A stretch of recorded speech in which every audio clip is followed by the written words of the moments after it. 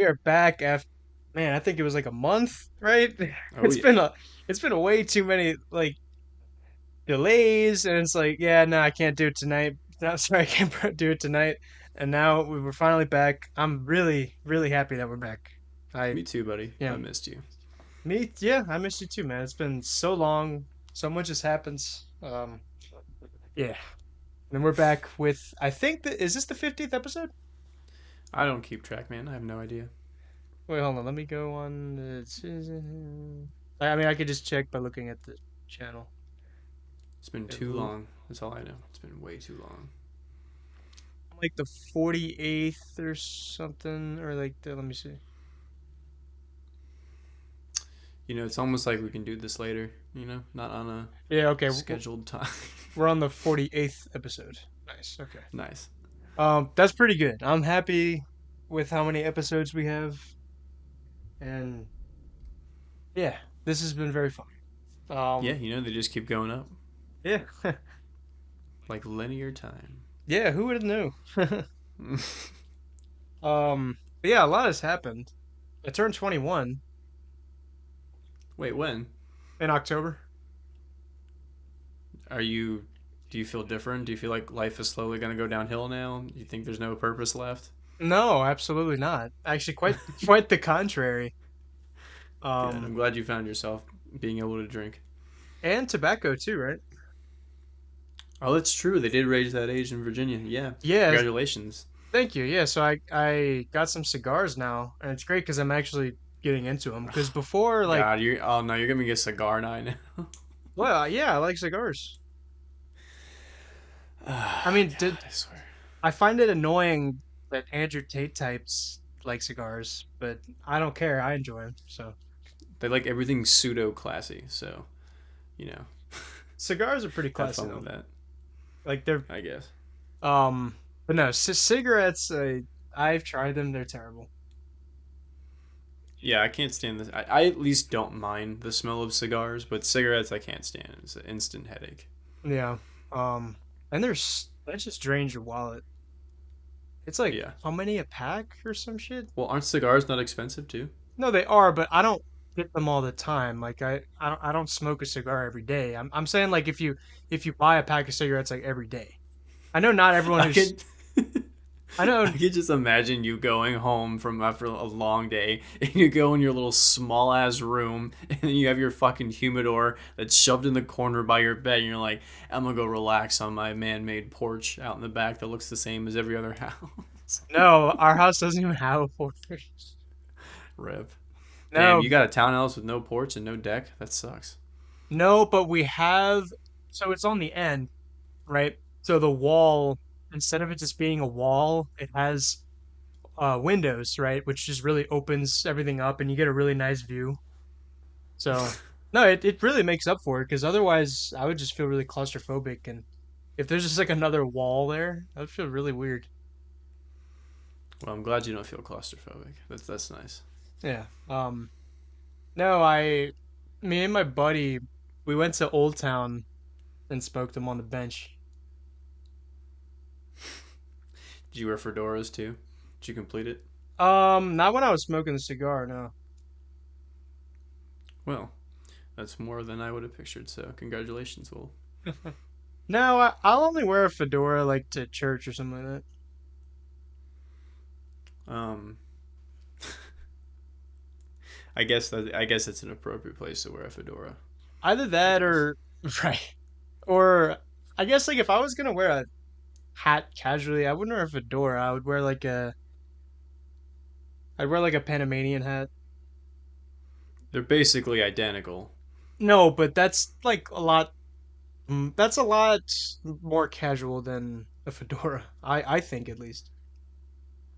I guess, but in terms of form, they're very similar.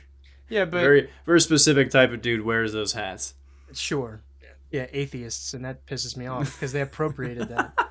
They ruin the fedora. I know it's And amputate annoying. ruins cigars. Yes, How do you go on living, bro? yeah, and then like the communists ruined beards. It's like I remember in the 50s and everything, people just like associated beards with communism, and I'm like, no, like it's not their thing. Well, I'm Like, glad it's not the 50s yeah, for many reasons. me. I mean, for different reasons than you, but yeah, me too. Oh my Um, god. yeah. So I'm also getting in more into alcohols, which is fun. Like what? Whiskeys, scotches, wines? Definitely wines and whiskeys. There's still this thing about whiskeys where it's just like it burns a little bit too much, and it just feels like I'm killing myself when I'm drinking it. It's because you're Um, supposed to sip and savor. well, I don't give a shit. So my two favorites are definitely wine and rum. Rum is the Okay. best. I will defend that. Like mixing it with, like in a cocktail or just sipping on it straight up? I think mixing it and just sipping it straight because it tastes the best out of all the liquors. Okay. I Um, do I do like rum more than I like other liquors. But like I because everyone that I works with, jeez, I can't tell. Everyone that I work with is into just these exotic boutique wines that you have to fucking do the Virginia ABC lottery just to get, and they really all taste the fucking same. You can make that argument for wine, but for some reason, I taste more subtleties in wine than I do in whiskey. So wine gets a little bit of a higher praise on that level. I just haven't tried enough whiskeys. I mean, I've done like Jack Daniels and then Jim Beam, like those are the obvious ones, and then there's like that. I don't know what the brand is, but like the Irish whiskey. But honestly, like I'm sure over time the palate will change, but for now they just seem different. I mean, it was the same thing with wine for me, but now obviously I could taste the differences between them, and it's I quite think an it's really experience. difficult to find good whiskey. Most of it is kind of subpar. I think that's the problem because you're having easier time finding better wine than you would better whiskey. Yeah.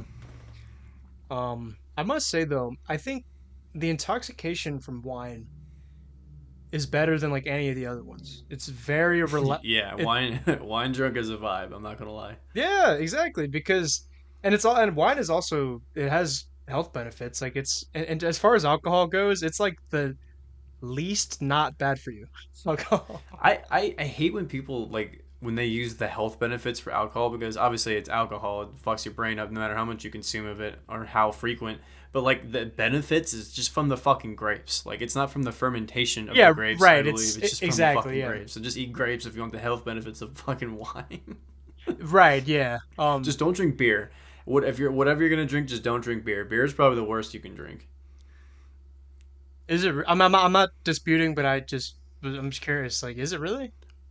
Yeah, because like obviously it's pretty much just liquid bread, so you're just That's drinking true. Yeah. carbs. You have to drink a shit ton of it just to feel something, unless you're a lightweight. But I am a lightweight, so 2 beers and I feel slightly buzzed, I guess. And most of it, I just don't like the taste of beer in general. But yeah, it's as far as alcohol goes, like it's just the worst thing you probably could drink, I like a beer with calorically wise or whatever. sure, yeah. I like a beer when you're drinking like really indulgent food. Like when you're eating like a pizza or tacos. That's what that pairs nicely with beer. But um Yeah, more bread. is yeah, it's just bread. Bread's good. Who doesn't love bread? um I used to hate the taste of beer, and then I kind of got into it a little bit because you can't throw a rock without hitting a fucking microbrewery around here. Um, but then now it just all just tastes like shit to me again. I don't know why. what did you ever have a favorite one? I did. I still kind of do like this taste, but again, I just the concept of drinking beer just doesn't excite me. I'd rather drink something stronger and less of it and get more happier of a buzz because getting drunk off of beer is a weird vibe. I don't know why. It just for some I reason it makes me the most sick out of all of them. I very rarely get sick, but if I drink a lot of beer, I get sick. beer vibe Um, actually it just well because I think that they should that like every alcohol has its like own context. yeah, Like wine for me is like Sunday afternoon or something. Like it's that stuff, right?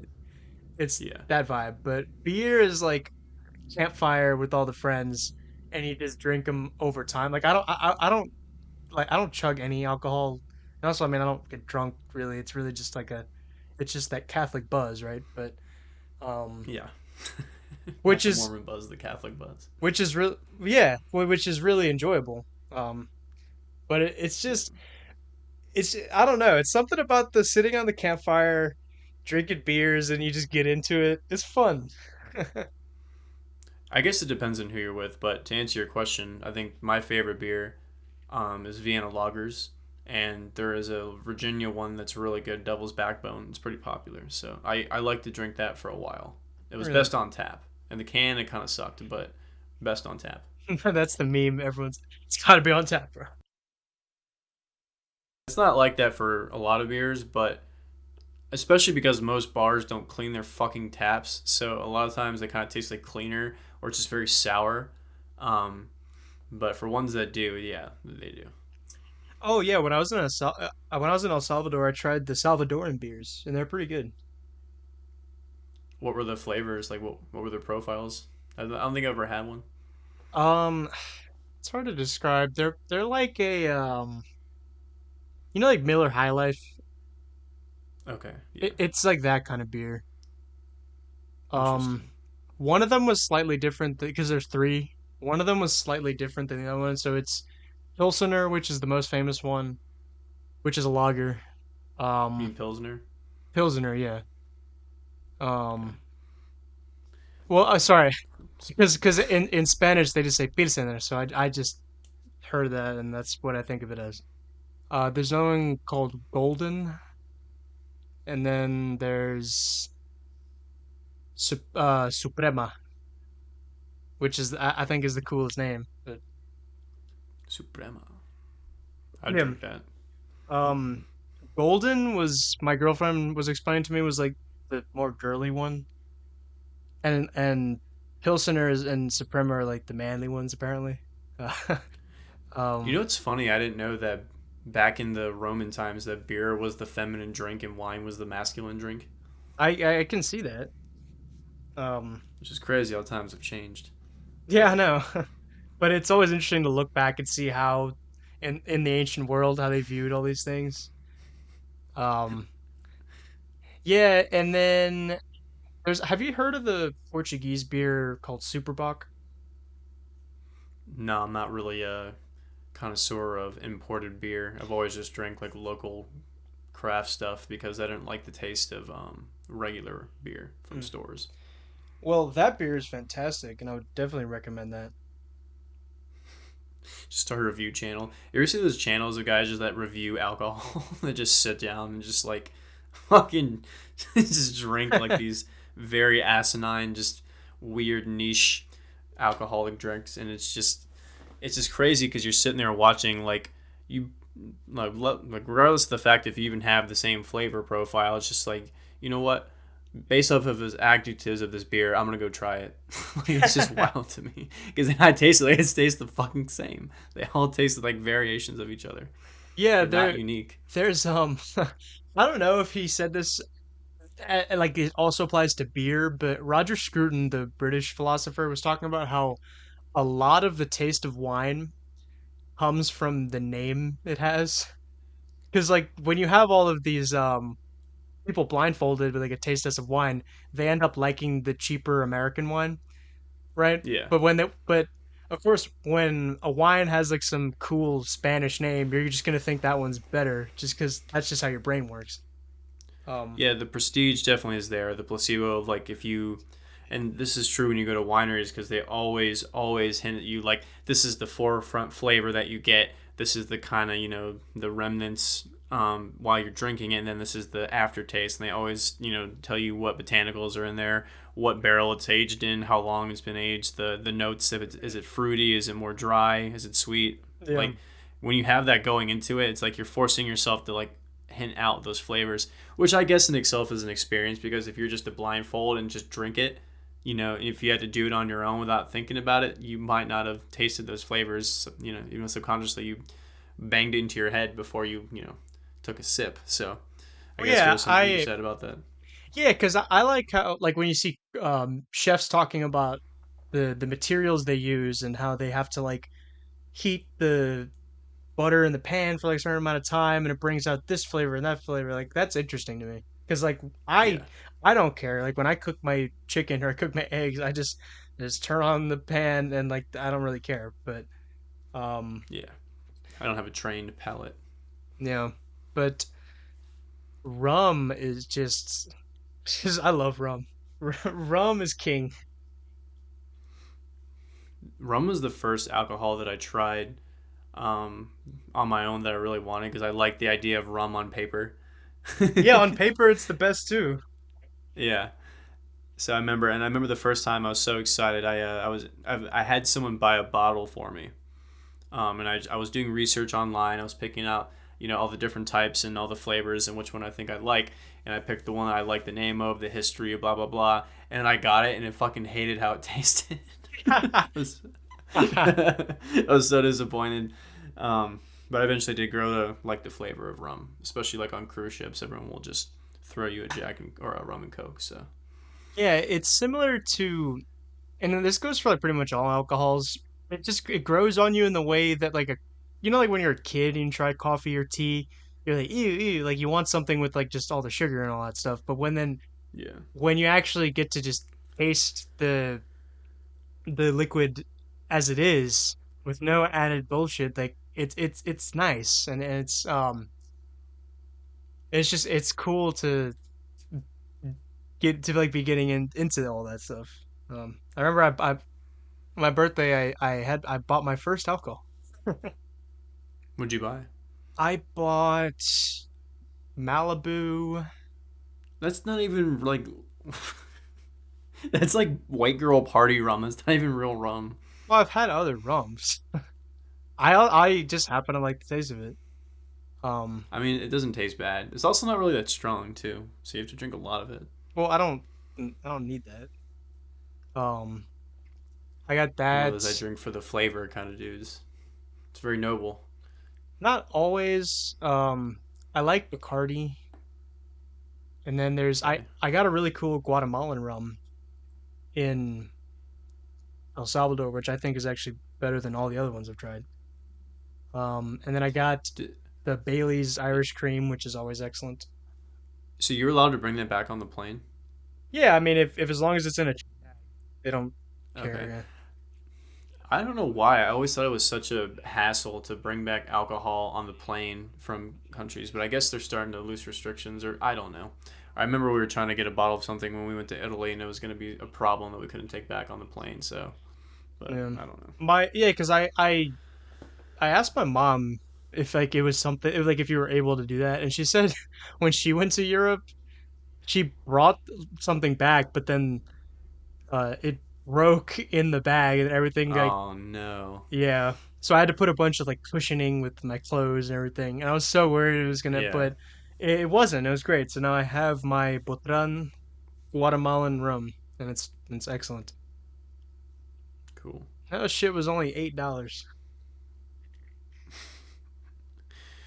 Wait, you said that you could bring on a checked, like you check it in. Yeah, and then they put it in like It's this. not a carry on. No, carry on. I don't think. Well, as long as you buy it in the airport, like when Well, that's what I was thinking because like I know they have the liquids have to be under a certain amount of ounces. That's why I was curious about that. But I guess it doesn't matter if you check it. I don't really. I'm not a guy that brings. I know, dude. When I was taking my concealed class, there was always people like, "All right, this is what you're supposed to do if you take a gun through the airport or ammo through the airport." It's like I didn't even know you could fucking check firearms at an airport. So it's like I'm not that guy that brings a bunch of shit with me. I just walk in with my carry-on bag and I'm good to go. I don't even check a bag on the fucking plane. oh really? Wow. Okay. Yeah, I've always, besides going to Europe, I've always been able to just get everything in a small suitcase I can put in the overhead, which I is nice. I always bring like so I have my suitcase with all my clothes, and then I just have like a backpack with my headphones and books and all that stuff to Yeah, as my carry on. But I know as long as like there's liquor stores that you can access after all of the security. Um, and it's like you can buy it there and bring it on the plane, but you can't bring yeah, that I knew. I just, right. You can't bring anything th- from outside yeah, okay. unless yeah. Well, that's good. You're able to bring it back. Yeah, no. There was some more stuff, but my girlfriend was like, "Come on, like you don't want to buy like do like." You don't want all this stuff in your suitcase. I was like, all right, fine. Um, I think Yeah, don't be that guy. yeah, yeah. Don't be the type of guy to bring back five different rums from El Salvador. Got some bananas, got some papayas. Like, Yeah, and then I get got stopped by customs. right. Um, man, tequila, I think is so I'm like generally speaking, I've discovered I'm pretty heavyweight. Like alcohol doesn't it takes a long time for it to like where I'm actually genuinely affected Right. um in like a noticeable way. But tequila is like potent. That's like the Dude, Monster energy drink tequila, of alcohol. yeah, dude, you'll do some really dumb shit getting Oh no, tequila drunk. You tequila is know? Fight your girlfriend, text your ex. yeah, Like, yeah, right, right. Tequila fuck. tequila is the bang energy drink of alcohol. Yeah. I do like the taste of tequila. It's very strong. Just like in the way that Did I ever. like I don't like that vodka or tequila kind of taste. Ugh. I hate vodka. Vodka fucking sucks. Did I ever tell you the story about how when I was on a cruise ship and I didn't do a tequila shot properly and this dude was screaming at me in Norwegian? Did I ever tell that story on I here? think so. Uh, That was like the Damn. cruise where you were going to Italy, Yeah. right? I'll never forget that. It's just But like like, how did you the do it? dude cared so much about how I didn't do the shot right and bought me another one, which was really funny. Like, what did you do that I constituted just not didn't being right? chase it with the lime. I didn't chase it with the lime. That's all I did. Like, what does that mean? Like you do the shot and then you like suck on a lime wedge and then lick the salt or some shit. Really? Yeah, and then I didn't do that, and the dude got so fucking mad he bought me another one. Like demanded that I couldn't understand a fucking word he was saying. I just understood that he wanted me to do it again, and it wasn't satisfied until I ate the lime. Man, yeah. But it's so nice being able to get the wine vibe, the beer vibe, the rum vibe, and the cigar vibe. Nothing, Yeah, you are reaching a level of insufferable I didn't think possible. nothing, nothing beats the rum cigar combo. That's like unbeatable. You mean like holding your rocks glass in one hand and your fucking cigar through your fingers, and you're gonna take a sip and smoke like you're Ron White? It doesn't have to be in that specific way necessarily, but it's just like the in terms of just the sensual experience, it's nice. Yeah, I mean you can argue about the order, you know, what's gonna give you throat cancer first. If it amplifies Right, each other, but you never right, know. yeah. Yeah, which is gonna make you more insufferable first. Just don't drink really hot drinks, and I think you'll be fine. Hot alcoholic drinks? No, hot drinks in general, because your throat gets just molested over the years, and then develops a tumor or something. Oh, really? I didn't know that.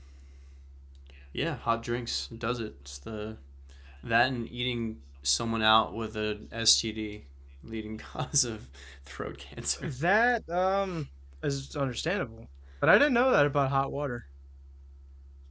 Well, it's just the fact that you keep burning your throat and it has to keep healing itself. Like it's just Well, the extended trauma throughout the years. like how hot does it have to be though? Like you burn your like you ever burned your tongue, your throat, and like you feel it lasting Yes. after like that. I would imagine for years, Oh, as well, long as that's smoking cigars, eating pussy of everyone in your city, and then drinking. right. So it's a very like extreme thing. Um, Yeah. uh, yeah. So I think it's about time we talked about the recommendation. Um, Holy fuck! I forgot we even watched that movie. That was so do long you ago. remember it I mean, vaguely. enough to talk about it? Yeah, let's go for it. I do everything half baked anyways, so might as well keep the train rolling. True. So Jason and I watched Bong Joon Ho's Mother from let Mother. me see, 2009. Yes. So it's a South Korean film about a single mother who is raising a son with autism who is accused of murdering this girl, and she's trying to prove him innocent. Um, and it's extremely difficult because he has autism, right? Um, so Understatement. right, so that's the general premise. What did you think of Mother? I think, firstly, I think it's a great movie. I think out of all the Korean films I've watched, it's probably my least favorite because it's a little bit slower, Mm, and also a lot of the like it was a most of them have a humor to them that's like you would find it really funny if you were Korean, but I still could understand that the humor was different. But I did find some of it funny. But the humor in this movie, I think, was a little bit more um, not cerebral in the sense of I didn't understand what was happening just because I don't have the cultural context. mm. It wasn't as funny to me, and they were really trying hard to make this movie funny. Um, so I think that was kind of lost on me. I did like the story though. The story was good. Um, and visually, I don't know what. Nothing was really visually striking to me in this movie for some reason. I didn't like the way it was shot. I like the way it was shot. I think his other movies are shot better. Obviously, like Snowpiercer. Have you ever heard of that one? No. That's one of his only English language movies he's made. Um, and then obviously Parasite, I think looks amazing. I love the way that film's shot. Parasite looks great. I do like Parasite. Right, You the definitely get the mood and themes from the way that it's shot. right the colors and everything. Yeah. But I still like it. So with the color palette they have and everything, that works really well in Alfonso Cuarón's universes because he has like a very realistic style, and it almost feels Yes. like you're just in real life. Whereas this one, I mean, it still feels like it's real, but it's still shot as if it was like a movie. And that color palette just doesn't always. I mean, like I said, as far as like movie goes, this is shot better than like most like terrible movies that come out now. Um, but yeah, Yeah, it's definitely not oversaturated. I do agree. It's more natural. I just for some reason like it lacks something. I couldn't tell. I'm not I'm not technical in this field, so I don't know. I But guess I it just didn't. it missed something. I actually I must say I love the way the shots looked when Mother was on. You know when she was in that kind of autumny forest, and then she just starts dancing, and it was really kind of we didn't know what was going on I thought it was a field. or whatever. Was it not a field? Or yeah, she was the field that was coming out of the forest. Or sorry, I got confused. Yeah. That I thought that looked beautiful. Yeah, they look very indie, sunny, happy-esque with an undertone of dismay. Yes, exactly. It's very like fall vibe. Yeah. Um, So that part, yeah, I could see the art in that shot. right. Um, but yeah, his like what was the other one? Just the we talked about it. The host. Yeah. Do you remember that one? Yes, So you liked this one the least out of all the Korean movies you've seen? I think so. Like I said, I think the it didn't need to be as long as it was, and like the a lot of the humor was kind of just it wasn't as funny as some of the other ones. Really, I thought it was funny. No, it was funny, but like it wasn't like most of it was ironically funny. I think, which isn't a problem. I don't really care about distinctions between that. I just think it's interesting that sometimes it's not intended to, it just is, and then the parts where it was really trying to be funny, it just kind of like it made me feel like if I didn't laugh at it that I was an asshole. You know what I mean? Really, I didn't get that vibe at all. I thought there's a lot of I points don't where it know. was like genuinely funny when like she's going to see the lawyer and he's just like with all the hookers and all that. That was a great That was scene. That's probably the awesome. best scene in the whole movie. That and then I guess like you're saying like when his like fake friend is like making fun of him and taking advantage of his autism to like say like Yeah, stupid shit to. Yeah, I guess that was a little bit like worse. Yeah. that part, like it was funny, but it wasn't like I don't know. Like I said, I feel like I'd find it a lot funnier if I was actually Korean.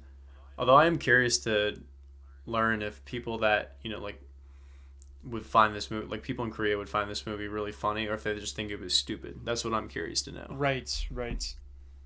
Because I feel like their humor is intentionally stupid to be funny, ironically. You know, Yeah, it's a different kind of humor. which I always like to see. Yeah. But what this movie does so well, and what this director, like what all of his movies do so well, is like he can balance so many different tones and moods, and he can like switch right back before like all the time, and you don't even notice, and it blends all together, and it's incredible how he can go from like the funniest scene. Like Parasite, I think is his best example, where he goes from like like the hilarious scene, and then the next moment it's like terrifying. It's it's really interesting how it's done. Yeah, and that's the thing I think is I appreciate that part of it because it's not something that's common in Western movies. And so I feel like a lot of people like that's the hardest thing to get into is the constant mood switching because like I said everything is over sensationalized so they have to just hammer home some sort of moot point. But I do like the fact that Korean films seem to be more freeform in that way. They can just kind of show you whatever scene and whatever impact that needs to happen, you will feel it. Yeah, and the Latin movies I think are good at that too. Yeah. Those definitely have a lot more dramatic situational or a more situational irony that makes them fun and Right. also really dark. Yeah, but really just the mood swings. Because honestly, I mean that's real life. You could have some hilarious thing, and then oh this happens, and then yeah. Oh, Um, I know. You're sitting there having a good time laughing at somebody, then one thing happens, boom, dread. You're like, oh fuck. right. Um, now, what did you think of the characters? I liked the guy that played because it's been so long since I've seen this, I don't know anyone's fucking name. The dude that goes around interrogating everyone, trying to figure out where this girl's phone was or what happened to her. Oh, I the think vigilante because guy. yeah, I liked his character a lot. What's the thing? I don't Um, remember like because with like half like Korean names, I'm like, wait, what? Who are you? Like, what? yeah, I Right? even when it's fresh in my mind, I have to fucking look it up. But yeah, I don't remember his name. But I liked his character. I didn't like the mother character. Yeah, Like she was the focal point of the story, and like I was trying my best, but like I just couldn't get into like her. I don't know. yeah, I Her understood the how she's like mentally unstable, and I mean, I you can completely understand her situation. definitely was a good like whoever played her did a really good job portraying that too. It wasn't like a I feel like sometimes it's hard for watching when you watch foreign films trying to really get into the like the mind or get into the feelings of the character. But I think she did a good job. I just didn't like how she was written. Like I don't like that style of character. Right, like that. I don't know if there's a way to describe that kind of like mother character. You know, in Stranger Things, the mom is like that too. Yeah, I but although I like her more, but it's that similar. Like I don't exactly like those kind of characters. I have never really like resonated with me very much. I think it's the fact that um like in the Korean in a mother, she just kind of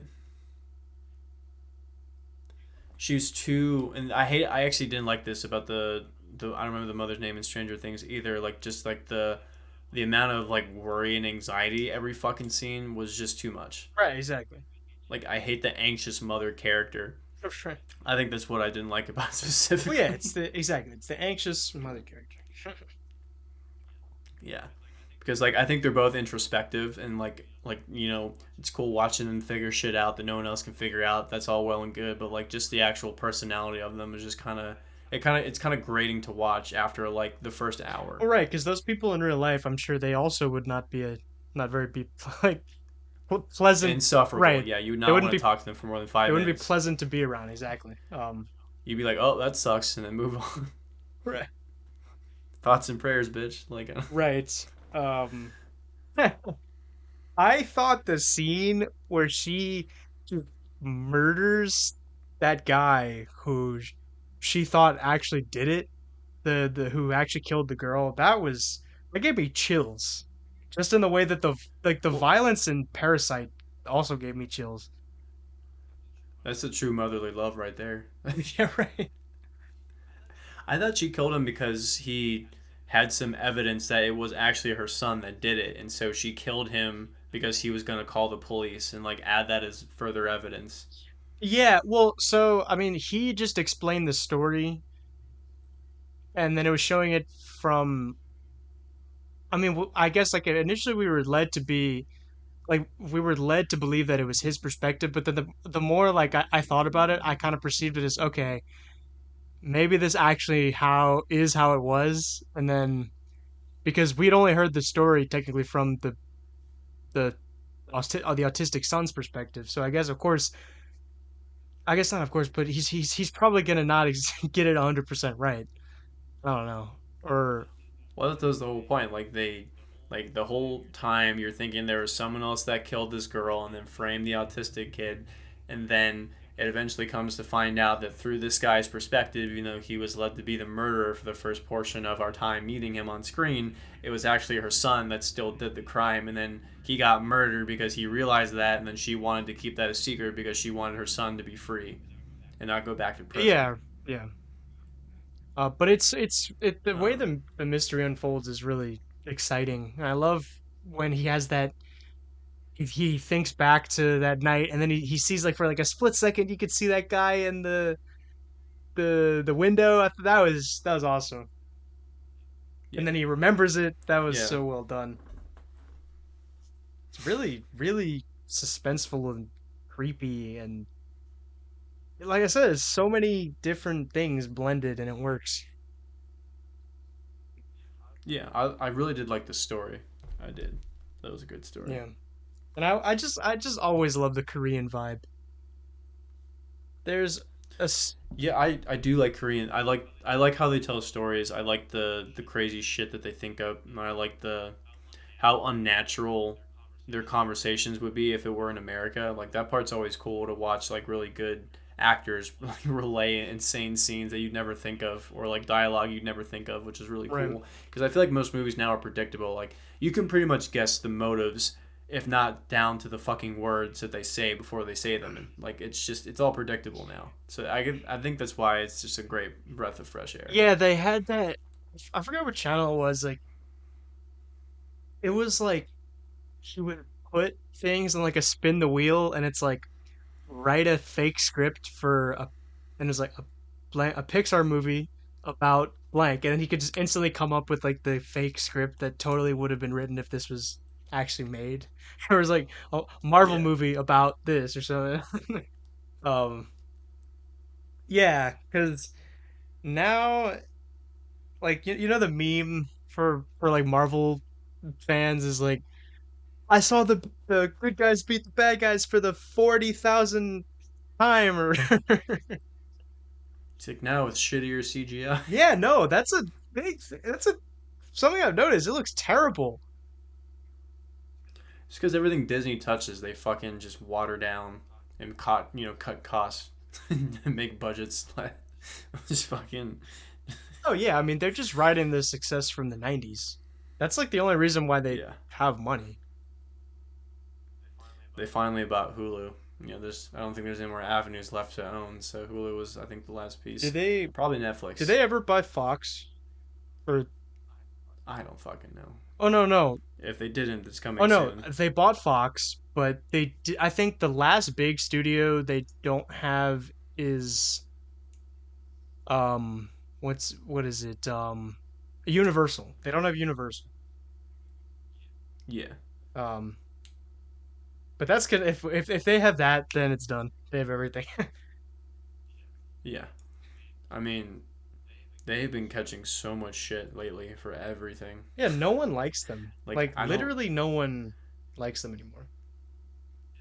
And like we don't even have to go into this. I just think it's funny how everyone's arguing about the race switching of characters. Like Disney could still write a good story no matter the race of the character anymore. Like it doesn't even fucking matter who they replace it with. It's just not good written or not well written stories. So Yeah, well, for me, like for like the race switching, I'm like, if you're gonna write a good black character, then just make a new character. Like, why do you need to take an old character and just switch the race? That's lazy. I think it's only lazy because it's just a shitty written story. Like I could give a fuck if Snow White is black or Asian or white. I don't care. But the fact that they just made it a shittier story is just wild to me. And then everyone uses that as an excuse. But again, it's just like I don't care who the race is. Just write better fucking stories. Doesn't matter. You can have all the representation you want. I don't care who you represent. Any fucking remote Pacific island. I don't care. Like just make it a good story. Um, Because there's good actors of every fucking race. That's the no, thing. that's They true. choose to find shitty ones. That's true. But like, I just think like if you want to do like I'm not, like I said, there's nothing wrong with like representation. It's just I don't understand why you have to take stories that are like white, quote unquote, and then just why can't you tell story? Like I actually appreciated even if the movie was terrible, the Woman King. At least that was telling like a like an African story. That's something like unique to that culture. Whereas like why do you have to take like 18th century England and like make it black? That's just retarded. I think they just want to push people's buttons. They're of the opinion that all press is good press. We're gonna do something controversial so more people talk about it. Because if they didn't have that to ride on the coattails, no one would fucking like watch it. I mean, it's already unwatchable as it is. So they have to add some sort of controversy because even people that hate it will have to check it out to fucking commentate on it. Or So right. I think that's probably why they pander and do all that shit because they're losing their grip on society. So they have to do wild shit for people to talk him again. So I think the fucking Chris Rock slap thing was fake because who the fuck watches the Grammys or whatever the fuck that was, Yeah, Emmys. I don't even know what it the was. Oscars, but like I don't know, Oscars, you yeah. still have to have a cable TV subscription to watch it. Like you can't watch it on any other platform. So who the fuck is gonna watch this? I guarantee they just did it so people would watch something next year, hoping another wild thing will happen. Because I guarantee you more people watch the fucking replay, minutes after it happened than them watching it live. Like the replay of the slap. Yeah, Yeah, and people are like, oh, I guess I'll watch the Oscars next year. So like they're just prepping up for it, but people are gonna fucking forget because no one ever holds on to anything like that more than a couple oh weeks. yeah, exactly. I mean, it's just they're just a washed up past the prime, refuse to like move on, desperate for Yeah. attention. It's cringe. Um, I know I've ballooned this horse to death, but I hate how we're back to paying for packages again. Like we've come full circle. So now shit's more expensive and there's more ads. Like we're watching cable again. Like I will not stop harping on this point. Like I'm so disappointed with how society's progressed to this medium. Like I can't help it. Like it pisses me off every time I think about it. I'm honestly Like indifferent to that.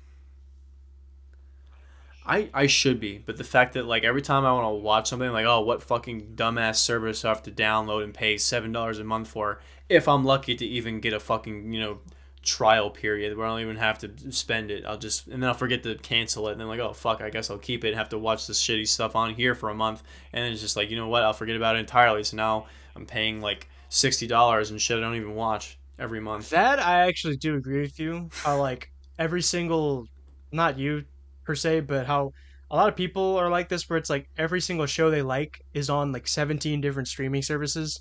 So they Yeah, so it's they it's have to like pay the bill, and then it adds up to like more than what a cable bill would. Yeah, which is my fault. I mean, I'm gonna take the. I just haven't had the chance. Well, not that I've had that chance. I just haven't thought about it. I'm gonna fucking after this podcast look at all my shit. I'm gonna cancel most of it. Yeah, I had to do that. I had to go through like every other like forgotten subscription because that shit bites you. All those forgotten subscriptions and like everything. Yeah, Like you waste so much money on that, and you don't even realize. and I don't watch half of it. Like I watch maybe like I'll interchange between Hulu and Netflix and maybe Discovery because I like watching shitty 90 Day Fiance, which you're eventually gonna be ending up on. So I'm just counting the days until you go on that show. Right. That's on Discovery Channel. It's multiple places. It's just cheaper on Discovery because I think on Oh Hulu you yeah. have to pay like the fucking Hulu TV, which is like $70 a goddamn month. For like no, No. thank you. And still with fucking ads too. So it's like, what are we doing, guys? um. And then Netflix is gonna have ads soon. Oh, Like are they were they ad free for actually? what over That's fucking what's 13 that's so years or nice whatever. about Netflix. That's no. Yeah. Um. Yeah, but God. me. I mean, I don't even pay for it. So like when I live on my own, I would honestly be fine with just not having any of it. Like we have Netflix and Prime and that's it, and we get enough stuff from that. So I don't know how much is that a month. Like I don't know what the like I said I don't pay for it. I don't know what the prices are, but I should know, and that's why I'm gonna look at it relatively soon and buy some. right, like they add it by like whatever kind of value over time, and then it goes. Whatever. It's like they won't stop until they start lighting up the night sky with advertisements, and then we start fucking shooting. Like I don't know what they want. Like they just want to eventually make life more shittier to where we just are not content with watching our ad-ridden fucking $20 a month subscriptions. Do you know Red Letter Media? I've heard of it. I don't know what it is They though. were totally like they did a whole comedy skit where like they were so like they're movie critics, right? But they like look down upon the like fanboy like pop culture kind of like news like the endless like pointless speculating kind of stuff like what color would Darth Vader's helmet be and the next episode of Star Wars like that they make fun of that all the time um Yeah. even like they like Star Wars but they just think that that whole culture is just like atrocious and they were making fun of like the new like streaming service everything like what we're talking about and then they were doing a skit where it's like, "Hey, it looks like Disney's they're coming out with their new Disney gas and grocery subscription." So, and it's like 'cause now Disney employs more people than the federal government, and now they're seizing all like gas and grocery assets. And it's like, wait, so I have to buy a subscription to buy groceries? And it's like, yeah, for only for a small fee of like a $200 a month. But hey, you get your gas, and you have to like scan your card every time you want to get gas, and yeah, Dude, that is the fear that we're just gonna live in a subscription-based world. It's what all the rednecks are paranoid about. You'll own nothing and be happy. They always repeat that because some European dick said it. So I guess it's gonna be our future pretty soon. You're not gonna own anything. You're gonna rent all of it. It can be taken away at a moment's notice for anything. yeah. There's the So have you it's looking like we're going in that direction.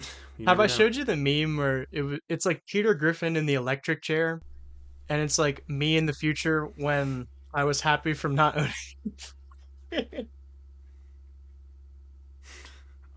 I'm sure. I've become so numb to fucking everything. Like shit I've looked at 5 minutes ago, I've already dumped out of my brain. Really? So it's like I've gotten to this existential point where I just there's nothing really to be excited about. So I have to force myself to be excited about things, and then it just goes away instantaneously when I attain them. So you know, Yeah, I think I've reached peak like cynicism. really. I'm Yes. well, I mean, I'm cynical of like all that shit, but like I I've stopped watching a lot of TV shows for a long time. Like I watch Narcos like an episode every like couple weeks or something like that, and it's really good. Um, but even like with YouTube, like when you get in the whole YouTube mode and then you just want to like look at debates and like this person's take on this and that and everything, and it's just like it's gotten to the point where I'm like, Yeah. yeah, like most of these people just rehash the same thing. Like not to say that they don't have good takes or good points, but they just rehash the same point. And it's just gotten boring and I'm like, yeah, you know what? Like this was fun while it lasted, but I don't need it anymore, And it's great that it's that I've recognized that. It's just a nice feeling of like, I never thought I would say like, yeah, I'm fulfilled from YouTube. But Yeah, I don't even look at that shit anymore. I don't watch people doing debates. I don't care about social issues. Like I'm so disconnected from modern day life and how everyone seems to be, put all these importances where none need to be. So I don't know. I just every time I see people arguing about shit they actually can't do anything about, it just my apathy is just growing. Like it's really hard to continue to care about all of these problems. Like right, it's fucking so much shit. You can't keep it all you together. can't. The toilet's only so big. Yeah, and it's just like I go through these bouts of being severely overstimulated, and I feel like I have to know what's going on with everything every second. So I'm up at 3 o'clock in the morning browsing through shit before I lose my mind because I feel like I'm losing my grip on reality. But then I actually go and look for these things, and it's just this is not even productive. Like obviously it's not productive, but it's just like there's no reason to learn this. It'll just make you dumber. And like even with political shit, like all the shit that's going on with Israel and Palestine right now, it's just like even then it's hard to care because no one has a fucking solution. There's gonna be no good solution that comes out of this. It's just people shit's gonna Yeah, happen, people are gonna exactly. argue about it and then they're gonna forget. Exactly. Like Yeah. that's it until the end of Yeah. time. Like I'm tired of listening to people say shit without a better solution. There is no better solution. Yeah, like no, I totally agree with you. Like I remember my one of my Muslim friends was just being really disrespectful to me about this, and I wasn't even really bringing this up because I don't even want to talk about that issue because there's no way in hell I'm gonna convince my Muslim friend that like the state of Israel is good. Like that's never gonna happen, right? So he brought it up. So he's like, "Hey, what do you think about the conflict?" I'm like, "Yeah, like I just don't. I would just rather talk about other things." And he's like, "Well, you see, it actually is Israel is the oppressor." I'm like, "Dude, I literally said I don't want to talk about this," and he's done it like multiple times, and I'm just like, okay, I am not from Israel and you are not from Palestine. Like we're both here. Yeah. Can we just like not care? I know there's like the religious thing, but like ultimately we're not part of those two nations.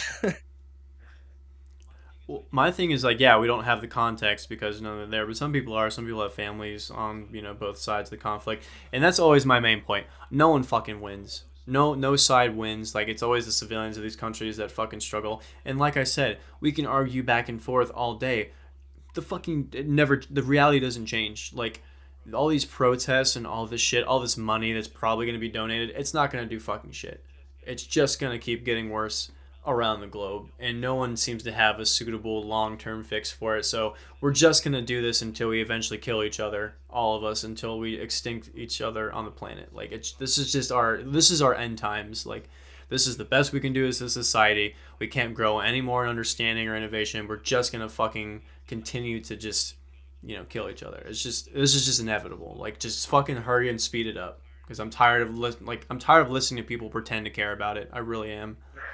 That's postmodernism, man.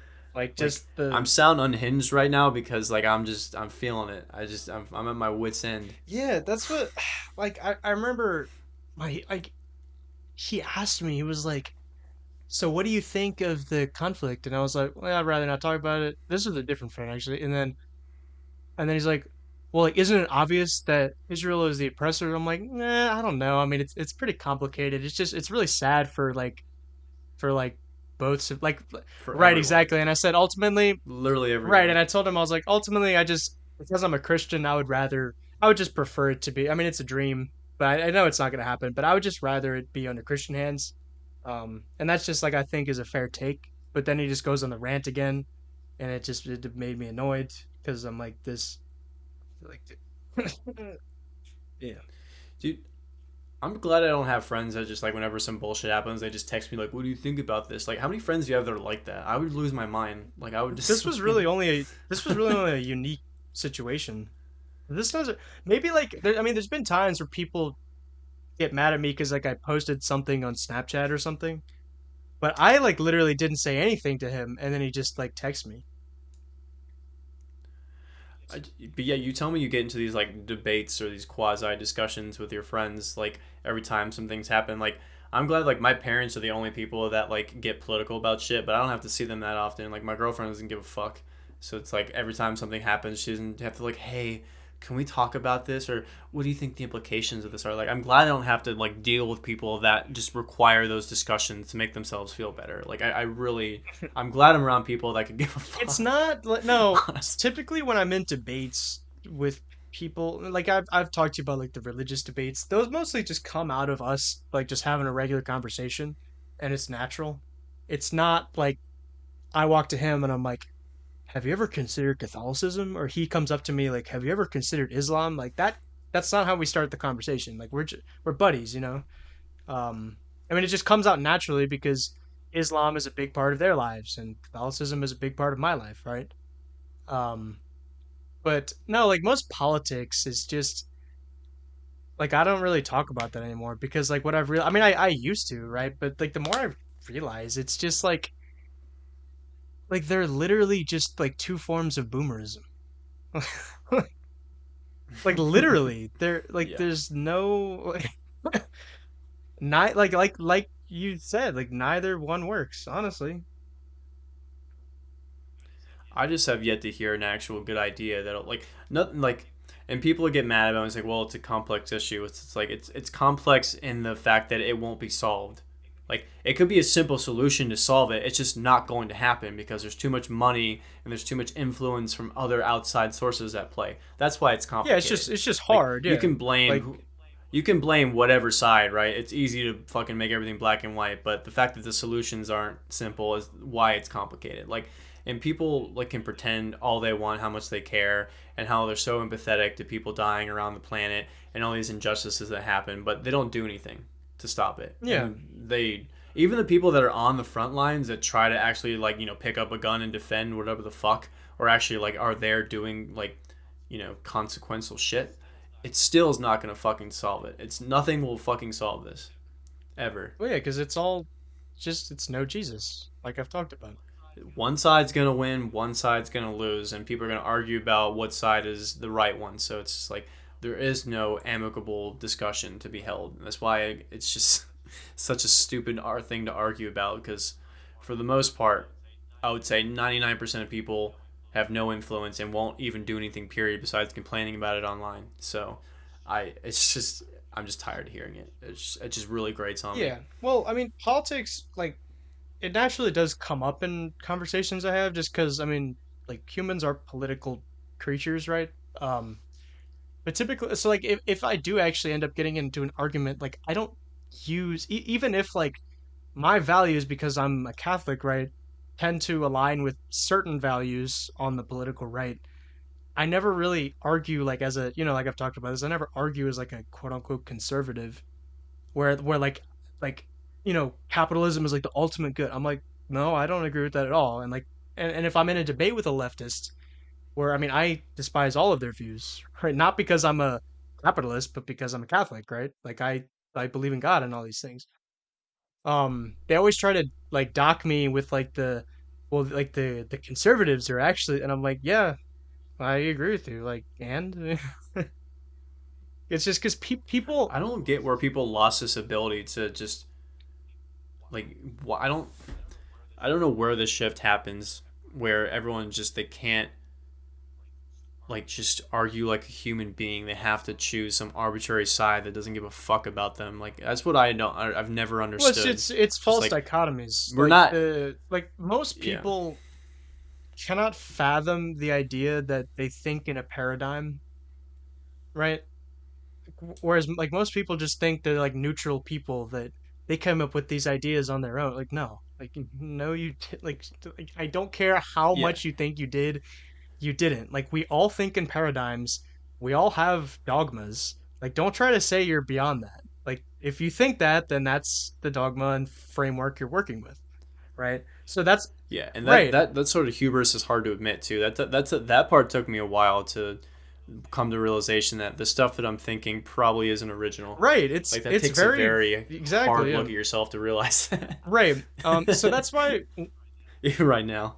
Like right. fuck. So that's why whenever I'm actually in a debate, whether it's formal or informal, it's always like I always just attack at the paradigm level. Like I never like because like I did like we had to do debates in high school, right? But what I've learned like personally is like if you want to convince someone about something or whatever it is or beat them in a debate, you never concede their morality. You never want to be cucked by their paradigm because like it's like in debates with God, like with God's existence, right?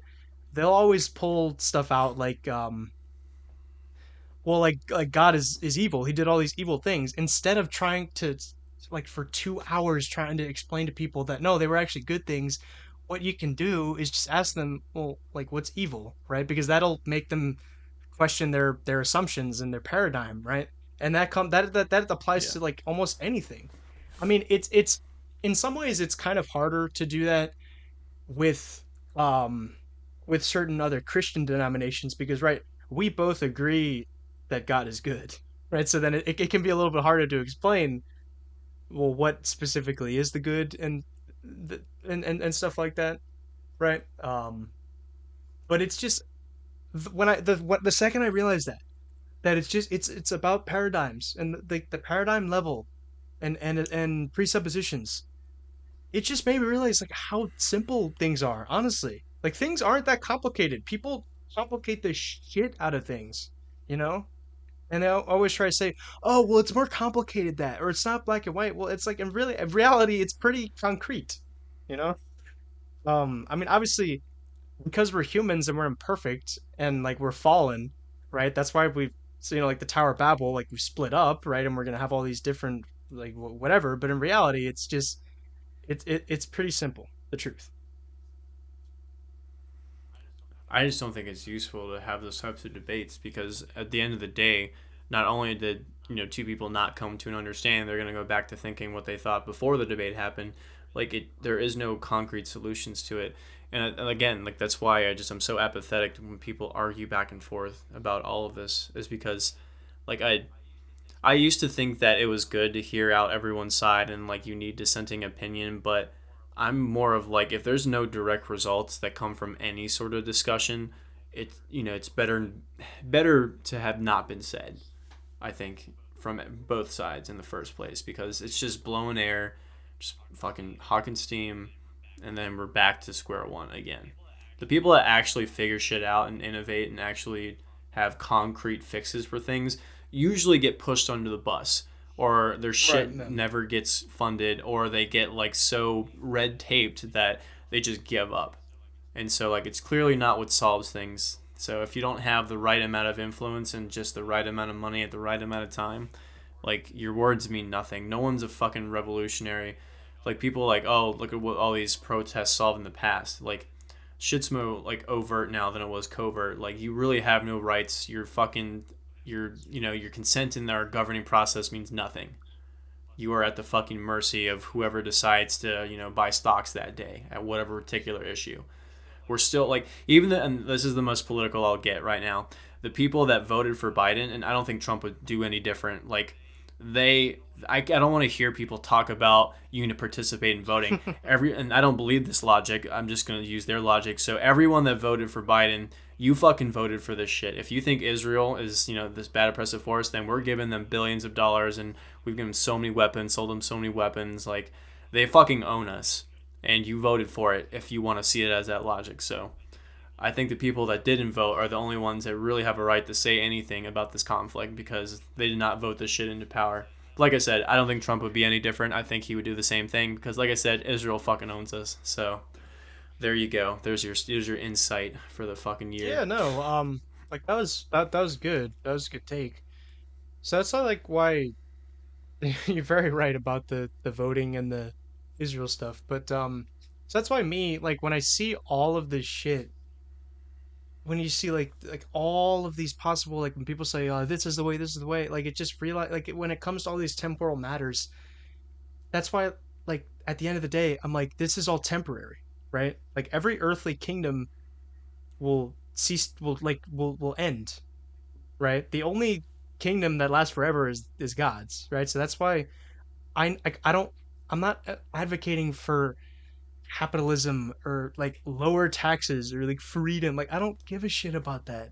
Like I really don't care about Yeah, that, right? yeah, Like for real. honestly, that's why like I care about Jesus, his teachings, because he's the only thing when you really think about it that like makes sense out of all of this. Like it's the only thing. And I know questions come up of like, well, how do you implement this in like a temporal thing? But I'm like that's like we can just think about that later, you know? Um but that's the other thing is because they go back to thinking about it too much in temporal terms and they can't conceive of like divinity. I think it's very hard to, especially in a world that lacks, you know, good substance, or it's really hard. You really have to look for it or make your own. destiny to have any sort of fulfillment. So I think because of that, it's really hard to focus on, all that stuff. Like like like through spiritual things is what you're saying? Yeah, because most people, I mean, not even just in a Christian standpoint, but for whatever spirituality that people believe, jeez, I can't talk. They basically just have to create their own version of happiness, you know, their own goals to, aspire to be. Dude, I am so fucking scattered tonight. It's like my blood pressure's raising. I don't know why I'm getting so worked up right Dude, now. I'm gonna take a deep you're breath in for the a second. boomer rant mode. I'm zenning out right now. Right. I'm lowering my heart rate so I can make an articulate point. Still half baked, Right, but right. um, the fact that no matter what spiritual belief people have, they really have to work for it, and they really have to try to focus and drown out the rest of the world just to attain a certain level of happiness, or just so they don't lose their mind. Um, so I think it's hard to focus on, esoteric, you know, thoughts because our modern day life is just so distracting and hostile.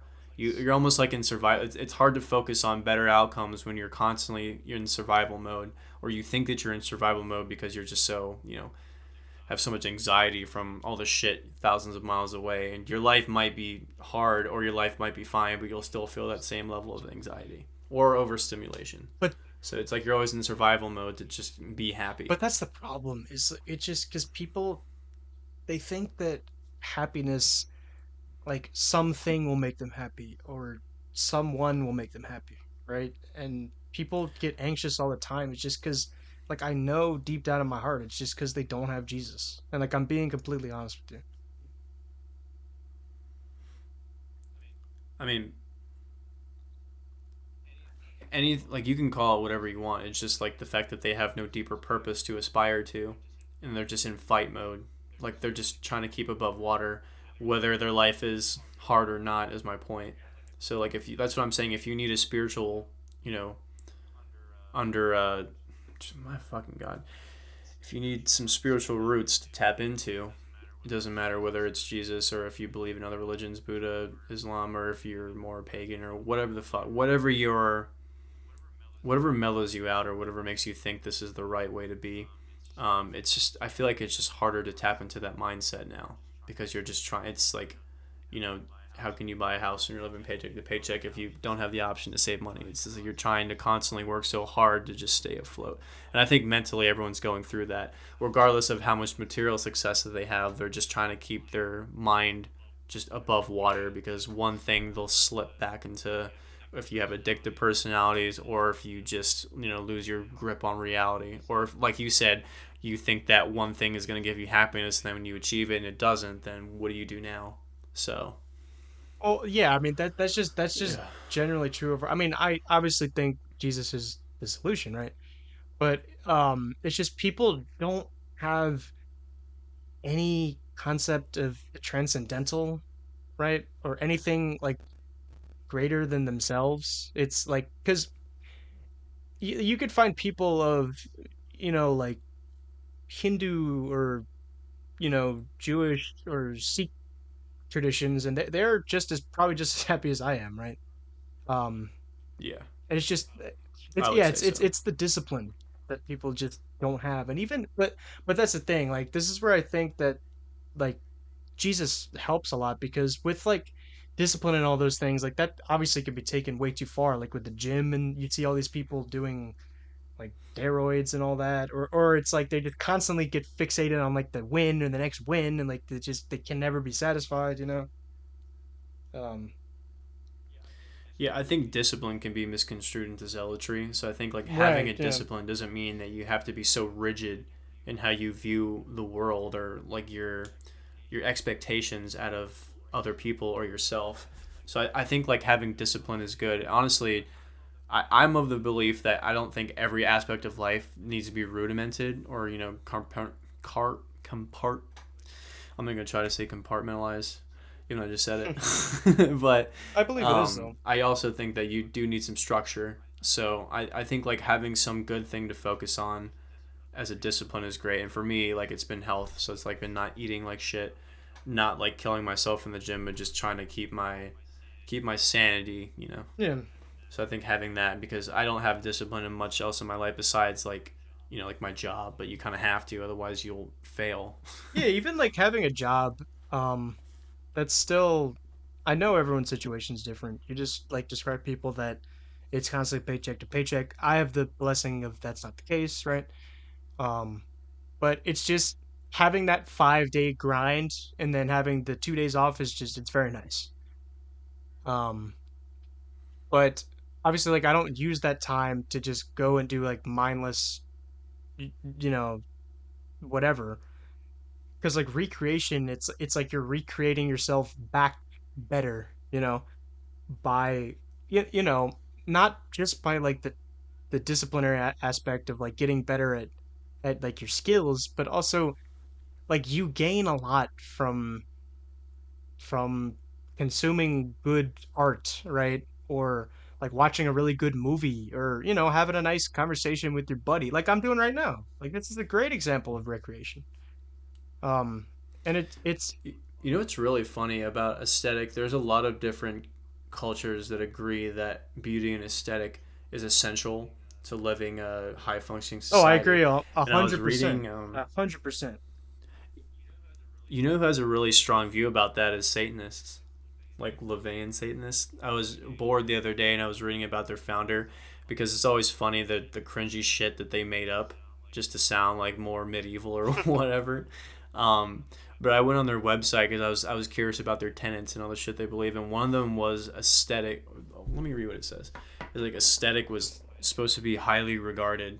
So I don't know if they mean like how you dress or like the actual medias of art that you Really, most of consume. those people dress in Um, like stupid shit. I mean, I know. well, they think it's classy. Like they got the pocket watch. They just like dress like vampires. It's like the opposite of class, Oh, I right. guess, but It's like like a from a whole other right. generation. That's like that. It makes sense to me that they think that because the devil's number is 666. Yeah, So and then God's number is 3. So yeah, it's like I don't know if it can explain this exactly correctly, but like 666 is like the devil's number because like so right like 333 is God, but then 666 it's like imperfect perfection and something like that. Or my sister explained it to me better, but that's the general idea. um like, do you see what I'm saying? I don't. Not really. You gotta expand Well, on that I one. mean, I'm sure you're familiar with the concept that like God is perfect, right? Yes, And I've then heard like that. anything that tries to like mimic that perfection without him, like that's like the worst, right? So like 666 is like you have like the multiple of it, like it's the multiple of 3, but then it's not 3, and it tries to be perfect without God on his own, but then he doesn't realize that like God created, because because like the understanding is that hell is like some Christians believe like hell is just it's nothingness, right? Because God is the source of all things, right? And so if you go to hell, you just like become nothing, right? I don't know if that's the Catholic view, but that's what the Orthodox Christians believe. I know. Um, so of course, like I mean, that makes sense. Like under that framework. Hmm. So are you? Because like I'm trying to find where they. That does make Right. sense. Okay. There we go. Every time I've because like I only read like they have like a couple little tenants here, and I don't know. Like I said, people are just really bored and they need to find something to belong to. But you want to hear the nine satanic sins by Anton LaVey? So this is their 9 sins. The first one is stupidity. So this is the cardinal sin of Satanism. Ignorance is one thing, but society thrives increasingly on stupidity. So That's number one. Number two, which I thought was interesting, was pretentiousness, because everyone I've ever talked to that subscribed to this was pretentious Right. as That's. I fuck. was just about to say They that said with the empty. stupid, and now we're at pretentious. It's both. Now keep going. Let's see if they all apply Yeah. to. Yeah, empty posturing can be most irritating and isn't applying the cardinal rule of lesser magic. They had a whole thing about lesser magic. I don't remember what it fucking means. It's some other mystical shit they made up. On equal footing with stupidity for what keeps the money in circulation these days. Next one is solipsism, What is which can be dangerous solipsism? because it projecting your reactions, responses, and sensibilities onto someone who is probably far less attuned than you are is a mistake of expecting people to give you the same consideration, courtesy, and respect that you would naturally That's give what them. they fucking So do because basically, like the average person when they see some like leftist Satanist loser who like has all like literally all these disgusting tattoos and they worship demons, like the average person who sees that is gonna just be like a little bit uncomfortable and then they get mad. They're like, "Well, you don't accept me," because and it's like, "Shut up, no, no, get out of my face." yeah. I hate these people so much. Number four, number four is self-deceit. It is the nine satanic statements, but deserves to be repeated here. Another cardinal sin. We must not pay homage to any of the sacred cows presented to us, including the roles we are expected to play ourselves. The only time self deceit should be entered into is when it's fun and with awareness, but then it's not self deceit. That's bullshit. Number five is herd conformity, which is obvious why they believe in not being, conformist. But again, you just conform to whatever you believe in. So it's like the people that read that will just believe the same shit that everyone else believes when they read Yeah, this no, list. So that's it's what like like you're not these prone to these it too. these motherfucking people that like they still live in like early 2000s atheism. Like, like can they move on and grow up and just like realize like I hate these people so much. Well, you'll love number six. Could you guess what number six is? Um, is it like I don't know, just tell me what it is. Lack of perspective. Again, this one can lead to a lot of pain for a Satanist. You must never lose sight of who and what you are and what a threat you can be by your own very existence. We're making history right now, every day. Always keep the wider historical and social picture in Wait, so mind. it's lack of perception? Perspective. So basically, like, you can't get out of your own Well, way. that's them because like they can't fathom the concept. Like they can't fathom that my religion is true, right? They don't want to actually try my religion. They can say some bullshit about something that happened to them when they were like younger. They had a bad experience with a clergyman or a person at church. That doesn't mean that the religion's false. Like that's just an unfortunate turn of events, right? Because that's like I know that that's the source of atheism for a lot of people. But then again, like I talked about, when you argue with these things, you just go back to the paradigm level where you say, well, it's like, well, why don't you believe in God? It's like, well, because I had like the priest did this to me, and it's like, well, like God didn't do that. Or you could just tell him like, I mean, I don't want to go them. I don't want to ask the question in that situation. Well, why is that bad? Because I know that that's bad, right? But you could do that with less bad things of like, oh, well, Christians are like annoying. Where I'm like, well, why is that bad or something like, like that. That's another thing. But when it comes to that, I don't want to go there then because I really because I do care about how people that actually went through those kind of things feel, right? Um, but it's just ask them the paradigm questions, like I said, of just like, well, okay, sorry, go go on to the next rule. Well, what's funny to me is I'm reading this like neutrally, so it's like the fact that like most of these is just like just generally just good advice for you to just keep your own head on straight. But the funny thing is like there's inconsistencies with the way they describe all of these sins. So it's like the last part of lacking perspective, and they keep talking about lesser and greater magic. So I'm skipping over that because I don't know what that fucking means. It says, see the patterns and fit things together as you would want the pieces to fall into place. Do not be swayed by herd constraints. Know that you are working on another level entirely from the rest of the world. So that should destroy or fall under the the pretentiousness sin.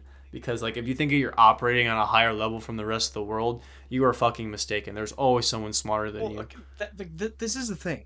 It's because, well, like you said, like you could say, like, oh, like these are like the tips, right? And it's like maybe, but like the problem is like they only apply to like you. It's all about you, or like me. Like that they can't think outside that. And that's one of their tenets too. Well, Is most people it's can't. Most people can't get out of their own ego. I mean, I think that's the whole no, point. I but mean, that's like obviously, you don't want to lack perspective, and you don't want to let your self deceit destroy you. I mean, that's just to me, that's just common sense. But it's easy to fall into those traps. But I think it's funny how like they have to label stuff that should be just general common sense as a tenet. Like that's the part that's funny to me. The next one is forgetfulness of past orthodoxies. So it says, be aware that this is the one of the keys to brainwashing people into accepting something new and different, when in reality it's something that was once widely accepted but is now presented in a new package. We are expected to rave about the genius of the creator and forget the original. This makes for a disposable society. like what? Like what are they talking about? I guess like Oh, is it I don't going even back to the fucking whole know. bullshit of like, oh, like Europe was like cooler when it was pagan, and then the Christians like ruined it and all like that? That's bullshit. I have, I mean, I the key to have, brainwashing people into accepting something new and different, when in reality it's something that was once widely accepted but is now presented in a new package. So I guess I guess they're harping on being traditional of whatever. I don't know like the traditional tenets of Satanism. I don't know if I guess they're saying people are losing sight. I don't know. This is very they explained it very vaguely, so I don't quite know what they're referring to. I don't know if they're referring to like their own religion, quote unquote, or just the people not staying true to the classics. I don't fucking know. yeah, but if it comes to like anti-traditionalism, like I have zero tolerance for that. I mean, That's a yeah. whole nother debate. What's the next one? The next one is counterproductive pride. The first word is important. Pride is great up to the point you begin to throw out the baby with the bathwater. The rule of Satanism is if it works for you, great. When it stops working for you, when you paint yourself into a corner and the only way out is to say, I'm sorry I made a mistake, I wish we could compromise somehow, then do it. Again, like, it's shit that's just common sense. Like, obviously, pride can be counterproductive. Most people know that, but they just still do it anyway. But this is the last one was what I was talking about, the lack of aesthetics. So this is the physical application of I don't know what the balance factor is. Again, they keep naming this like Gnostic shit that means nothing, and they're trying to force language that I don't care about. Aesthetic is important in lesser magic and should be cultivated. It is obvious that no one can collect any money off classical standards of beauty and form most of the time, so they are discouraged in a consumer society. But an eye for beauty and balance is an essential satanic tool that must be applied for greater magical effectiveness. It's not what's supposed to be pleasing, it's what is. Aesthetics is a personal thing, reflective of one's own nature, but they are universally pleasing and harmonious configurations that should not be denied. Yeah, some of that actually kind of makes. I agree with that. It makes sense. Yeah, so that was my original point where like most people that try to find something bigger to, be a part of, they always have this view of aesthetics or like you should really care about form. Yeah, exactly. And like the way your house looks, that affects your mood a lot. Yeah. Um, Also your clothes too. Like the clothes you wear says a lot about you. Um, it also matters. It's just because like I'm just sick and tired of people wearing t-shirt and shorts everywhere. It's ugly. It looks so ugly. I'm sorry. And it's this whole like Yeah. it's on the hill of self-expression. It's like everyone ends up looking the fucking same. It's stupid. Yeah, that's our I guess that's what they're talking about with, it's hard to have aesthetic in a consumer society, which I guess is true. But again, to have more aesthetic, you have to buy more of it. So it's like you're just buying the shit that looks cooler. You're still being in, participating in a consumer Yeah, culture. It's just because you think it looks cooler than the rest of them doesn't make you yeah, better. exactly. It just makes you the Exactly. same Like you or didn't make different. any of your clothes. That would be a much more virtuous Yeah. thing to do, right? Yeah. But of course, because like no one wants to do that anymore. It's just, yeah. Yeah. They also have like a bunch of rules too. Like they have 11 rules. Do not give opinions or advice unless you're asked. Do not tell your troubles to others unless you are sure they want to hear them. When in another's lair, show him respect or else do not go there. If a guest is in your lair and they annoy you, treat him cruelly and without mercy. I love how they say lair. Yeah, it's just because they're like, ooh, spooky. Do not make sexual advances unless you are given the mating signal.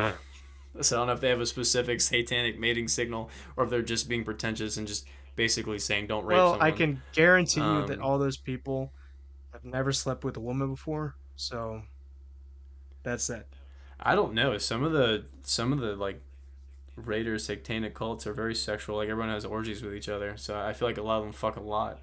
But yeah, like the neckbeards on the internet that just think it's cool, Oh yeah, probably and the not. inner, yeah, okay, I see what you're Um, saying. Yeah. yeah. Do not take that which was Jesus. Do not take that which does not belong to you unless it is a burden to the other person and he cries out to be relieved.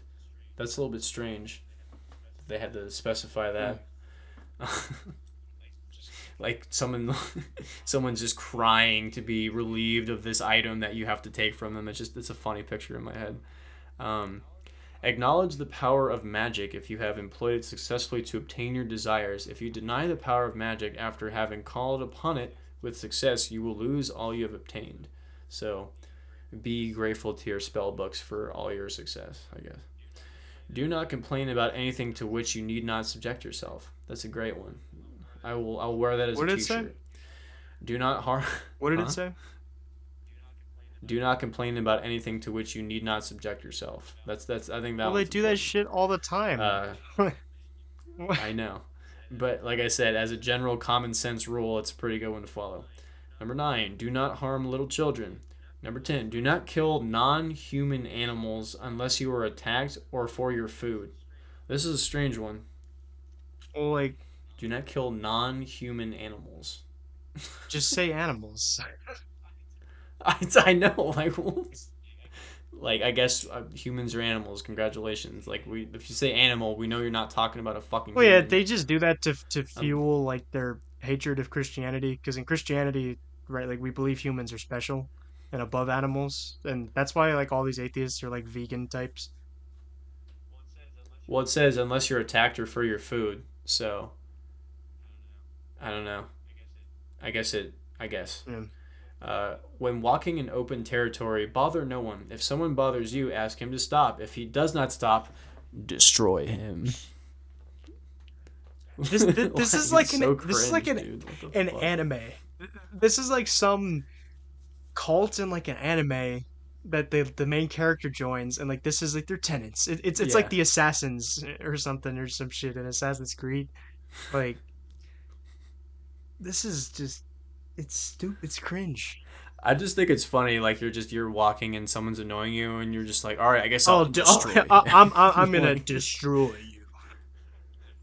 like okay.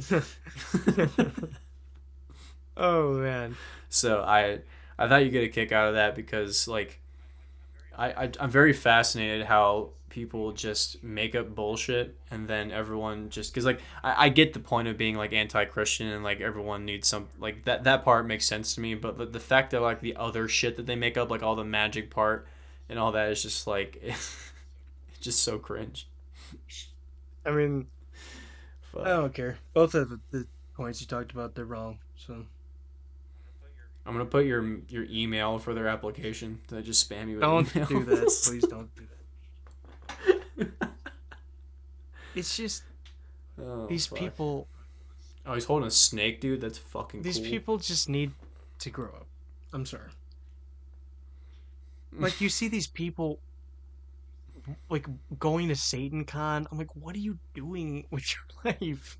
Satan Yeah, you didn't Con. see that in Boston. There's like the it was like the world's like biggest satanic event in history.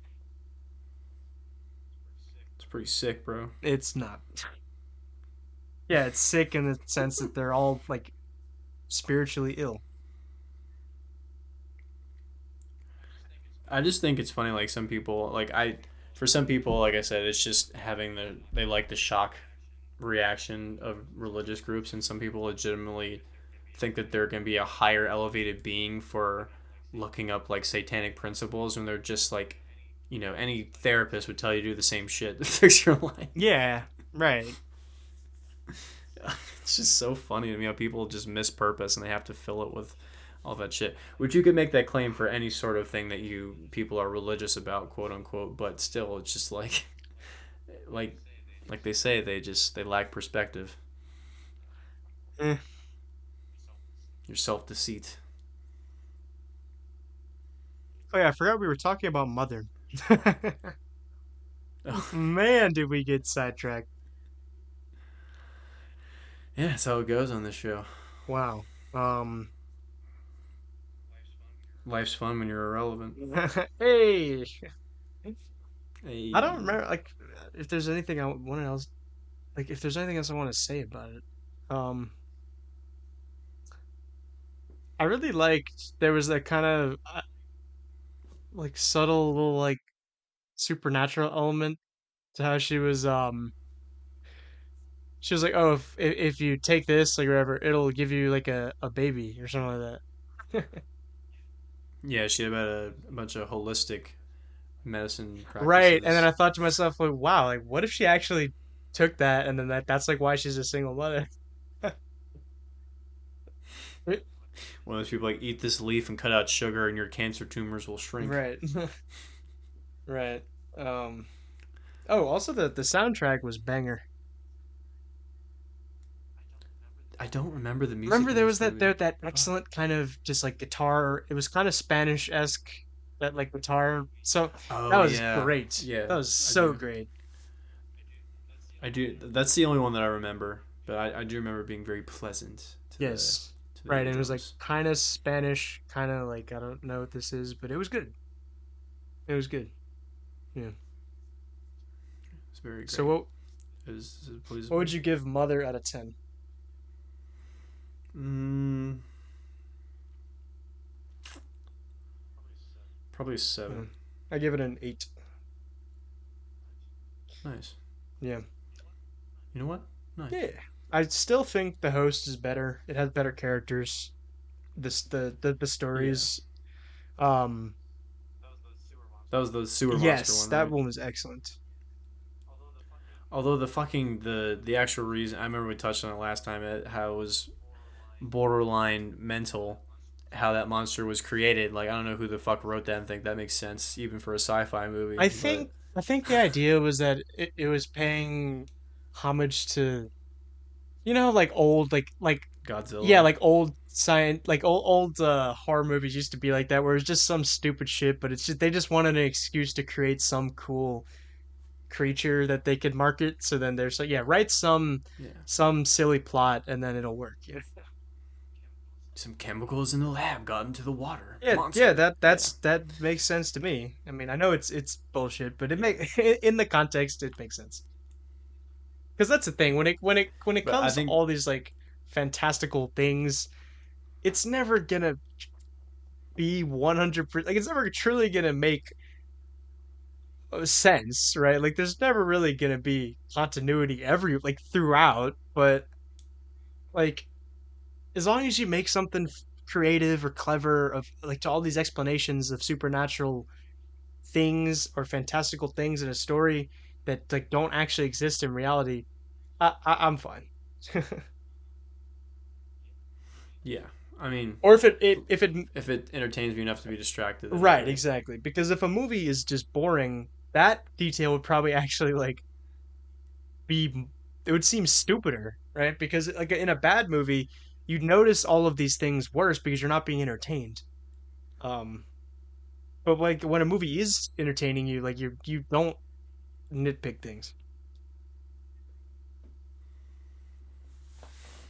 Yeah, I mean, I only really nitpick things just for comedic relief, but I don't really care.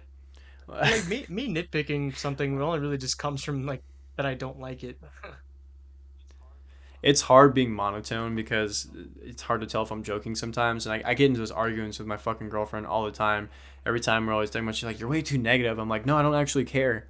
I'm just messing around. I don't actually like care about the things I'm nitpicking. I just like to point them out." It's just like, trust me, I get in those arguments all the Right. time. Right. Yeah. Fuck. God, what the fuck was it the other day? she's always like, you don't like it when this happens. I'm like, where did you get that idea? And she's like, because you said it the other day. I'm like, I don't actually care about it. I'm just fucking memeing. Leave me Yeah, I'm alone. just memeing. Girls cannot meme. I swear to God. They like sometimes. Yeah, don't they just suck the fun out of all your fucking Yeah, like humor? you'll meme something and then they like take it seriously or something, or they just don't understand it, and it's like, all right, let me move on to talk about something else. Dude, there's a ongoing joke in my relationship that I'd be a bad father because I keep making the joke about how I would teach my kids the wrong like animals and the wrong colors and just the wrong names for things. And so I had that like all like I said that all the time, and like so like my girlfriend believed that I actually would do that shit. So like I had to take so much convincing to let her know that I was not actually going to do that if I had children. And so I posted a meme the other day about like it was this scene in the Prince of Egypt where fucking where Moses gets put into the basket. And it was like when daycare gets to $1,500 a month or something. And so she was like, "This is further proof you'd be a bad father." I'm like, bro. Wow. First of all, we're going back and forth, but I just think it's It's just funny. so funny how Um, women like take these things way too serious. yeah. Have you had those arguments Yeah, yet? Have you had to have a moral discussion about your that's like a humor? big thing, like a big difference between men and women is the humor. Because like Yeah. jokes like among the guys is a lot different. Like you can't always say it's jokes to your girlfriend, right? Yeah, I mean, and let me preface like I don't want to pay my girlfriend to be like she sucks about everything. Like we have the same sense of humor and we laugh a lot, but like my humor is darker than hers is, so I get in trouble. I'm a nut job, but yeah, I've had that in the past where it's like sense or not senseless. It's just harmless fucking humor, and people are like, what do you mean by that? I'm like nothing, no volition. I mean the opposite of what I just said. I just said it because it's funny, Right, exactly. but. Yeah, or just like like a lot of times like they just like can't take a joke. Have you ever noticed that? Yeah, I've never dated anybody that couldn't take a joke Incels are like because this too, I where like they like any sort of criticism, they just like they start getting like so hostile. it's because they're damaged people. They have to fucking like lash out and react to everything because they're just That is, insecure. yeah, that is true. Which I'm not hating them for that. Like generally, like you need to fix your life because you'll just make yourself feel worse. Like I'm not dunking on the fact they're insecure, but like Yeah, it's just if you really feel the need to emotionally react to everything that are very minor or things that are very minor, it's just not a way to live life. you think the Dude, my grammar is just getting worse as I get older. This is not good. I need to read more. yeah, no, I have some Fuck. books that I kind of wanted to give to you. Getting his cigars and books. Well, I Jesus. didn't. I would actually love to buy you a cigar. I would love to smoke a cigar with you. Um. I hate breathing in anything that's not air. Oh, you don't like cigars? No, I don't like any smoke. Oh, The cigar like on my hierarchy of things that don't piss me off, cigarettes is like at the very fucking bottom, and then it's weed, and then it's y- cigars. Like I think cigars smell the best out of weed and you'd rather cigarettes, but do. still, it's You'd just like rather weed over cigarettes? I'd rather smell weed over cigarettes. Yeah, Really? yeah. I fucking I cannot stand the smell of cigarettes. Like it physically makes me nauseous and gives me a headache, and it just like feels like it's choked out. I don't like the smell of weed, but I don't hate it. Like it's fine. Like I can be in a room and it won't irritate me, but I cannot be in a room with someone that smokes cigarettes. But cigars I actually do like the smell of. Okay. Um, but again, I know you don't inhale it, you just kind of puff it in your mouth or whatever. But still, It's nice, yeah, well, you do inhale some but of I it. love But getting you the. ever seen people that take like a full toke and they start fucking gagging? Yeah. Um. Have you ever pipe smoked? I No, I have. it's the same premise, right? You just Yes. kind of puff it in and out of your mouth. You don't Yeah. inhale You it. just take like ground tobacco and put it in the. You put it in the pipe and then you just light it and then you smoke it. Yeah. It's like smoking Yeah. tobacco. Sorry, it's like smoking a cigar. Yeah, like what's the because I've never smoked a cigar. Like, what's the actual pleasure? Like, do you get the flavor of it, like the feeling? Like, what's the actual joy of smoking a cigar? That's the thing. It's actually like kind of all those because you do get the taste, and you can get some cigars that have a really nice kind of chocolatey, uh, like they have remnants of chocolate, and then there's ones that like with fruit and stuff like that. Um, Kind of like coffees, right? Where you get coffees with those little spices in it here and there. But then it also Yeah, is you get a really nice buzz. It's super relaxing. Um, and you don't even need to inhale it, so my you don't feel like you have to cough your lungs up.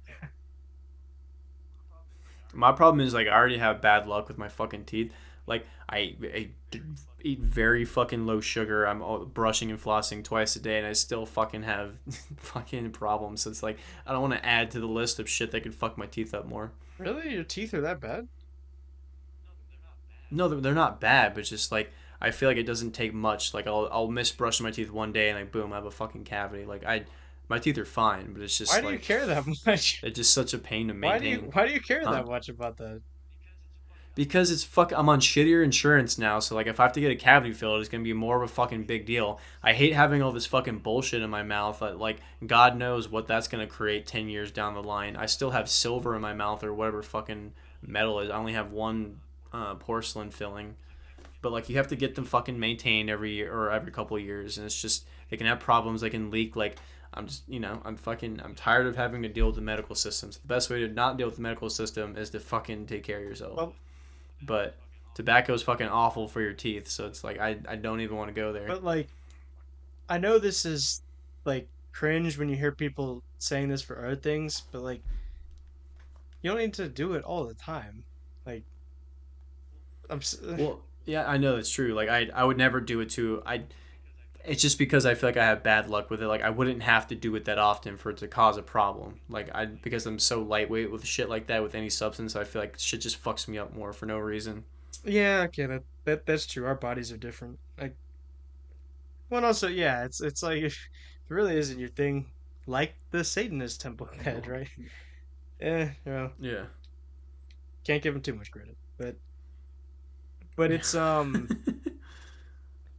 but yeah, cigars. It's a unique experience because it has all the taste, the buzz, and just the feeling of it, like all the smoke like in your mouth when you like because like you don't inhale it, right? It's cool. I don't know,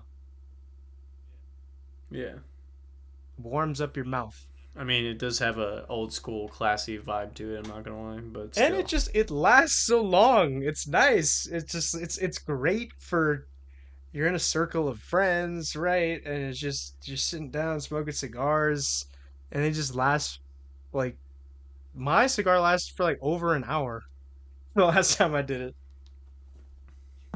Do you get like a because I know like be, people say that like it has a higher dose of nicotine, but you're not inhaling it into your lungs. Like, do you feel like a big nicotine high after smoking a cigar? Um, I mean, I feel it while I'm doing it, but I don't.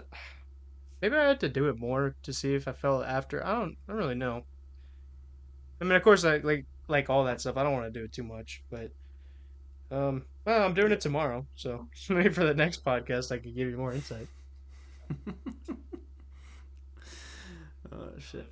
And then they don't have as much bullshit as cigarettes do. Like they don't make it with a bunch of all these other Right, chemicals. right. I think because you don't have to have a Right. filter. That's why like I'm much more worried about getting cancer or all these health problems from smoking cigarettes or vaping too, because they don't really have long-term studies to show what that does to you.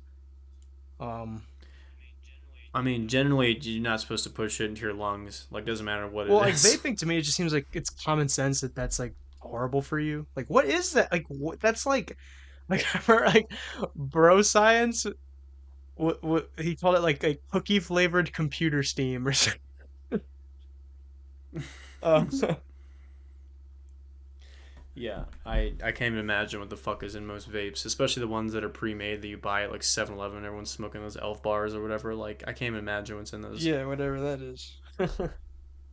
But and Fuck. also just that's and it's just like cigarettes are so expensive. Where cigar is like you buy it for an occasion and it's like $10 and it's just such a nice experience. Yeah. I wish I didn't care about shit like that because like I can barely cope with the fact that I drink alcohol. Like even the very like I don't even drink that much. Like even the less moderation that I drink it in, or not less moderation, the least amount of times that I do it, it's just like fuck man. I just wish Mhm. there was something fun that didn't fuck you up Well, I mean, everything technically fucks us up. It's all just to the yeah, degree. Yeah, it's I excess know. and defect. Yeah. Um, yeah, but I mean, it's a similar attitude with alcohol where it's just like it's a gift from God, right? Tobacco, and there's a right way and a wrong way to consume it. You think tobacco is a gift Well, from yeah, God? all of these sensory pleasures are. Food is, music is, all of it is. So what about psychedelics? Well, that's like that's different. Has a difference in mushrooms, ayahuasca. It's it's a natural earthly desire or Like that pleasure. doesn't fucking matter. It's like how do I give you like an analogy? It It's a substance. It's just like alcohol or tobacco. It's just a stronger no, substance. but It's no that's like different. too much. Like by itself, like you can't do that in moderation. Like the actual Yeah, you can. You no, can in that the sense, like it. yes, but like just the actual like what happens to you, like that's too much. Yeah, but it depends on what like if you don't do that much of it, you'll just like have like slight little like visuals or auditory things, or you just feel high. If you do a lot of it, yeah, you'll have like an actual trip, but you don't have to do a No, shit ton but of it. that doesn't matter because it's like even if you just have like one like I mean like for weed, like even if you have one hit and it's like, oh well I'm not that high, like it still puts you into like a mind altering state. And I mean I know you wouldn't How's that different than no, alcohol though? because it's like with weed it's like it instantly puts you in that state. Whereas like alcohol it's very easy to like come down from like like where it's just like you just have like you're talking about this where you have like one shot and then like in a little while like I'm not even really thinking about it anymore. Whereas like if you have the weed, like you're obviously gonna be thinking in the weed mode, right? Like from one Yeah, but it's temporary. It's not like this shit lasts for well fucking days. I mean, sometimes it doesn't even last a couple that hours. doesn't matter, you I mean, I still don't. did it, right?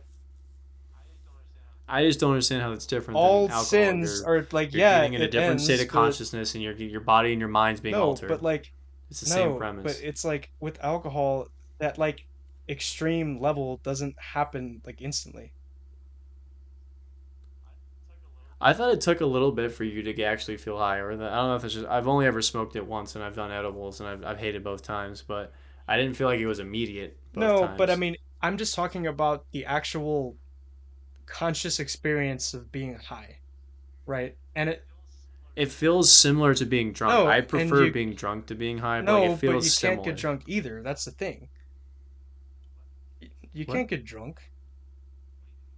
What do you mean you can't get drunk? That's like drunk is like when your faculty of reason is like lost. Yeah, no shit. What is your As I'm point? saying, like that's also sinful. Oh, to be Yes. drunk. Like you can like So you just have to be delightfully buzzed, yes, and that's that's what I it. told you. It's the nice Catholic buzz.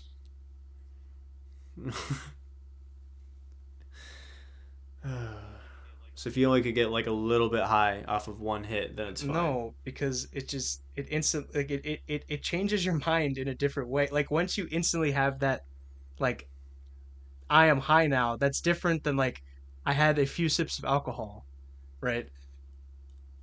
Like do you see the distinction made?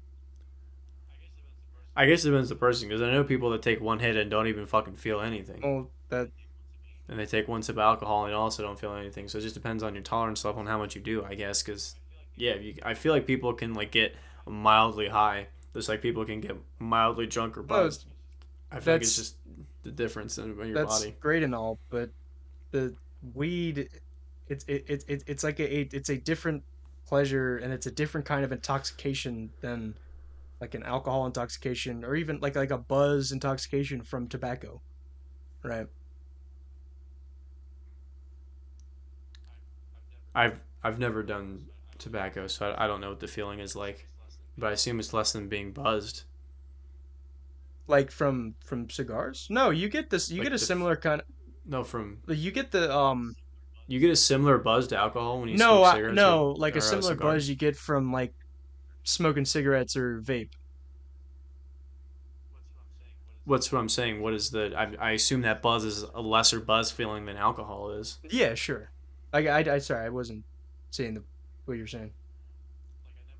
Like I've never seen people like I've seen people smoke almost a whole pack in like 30 minutes, and I feel like they've been the same since they started. But I'm sure Unlike with you had to be alcohol or weed. smoking a lot for many years to get to that point.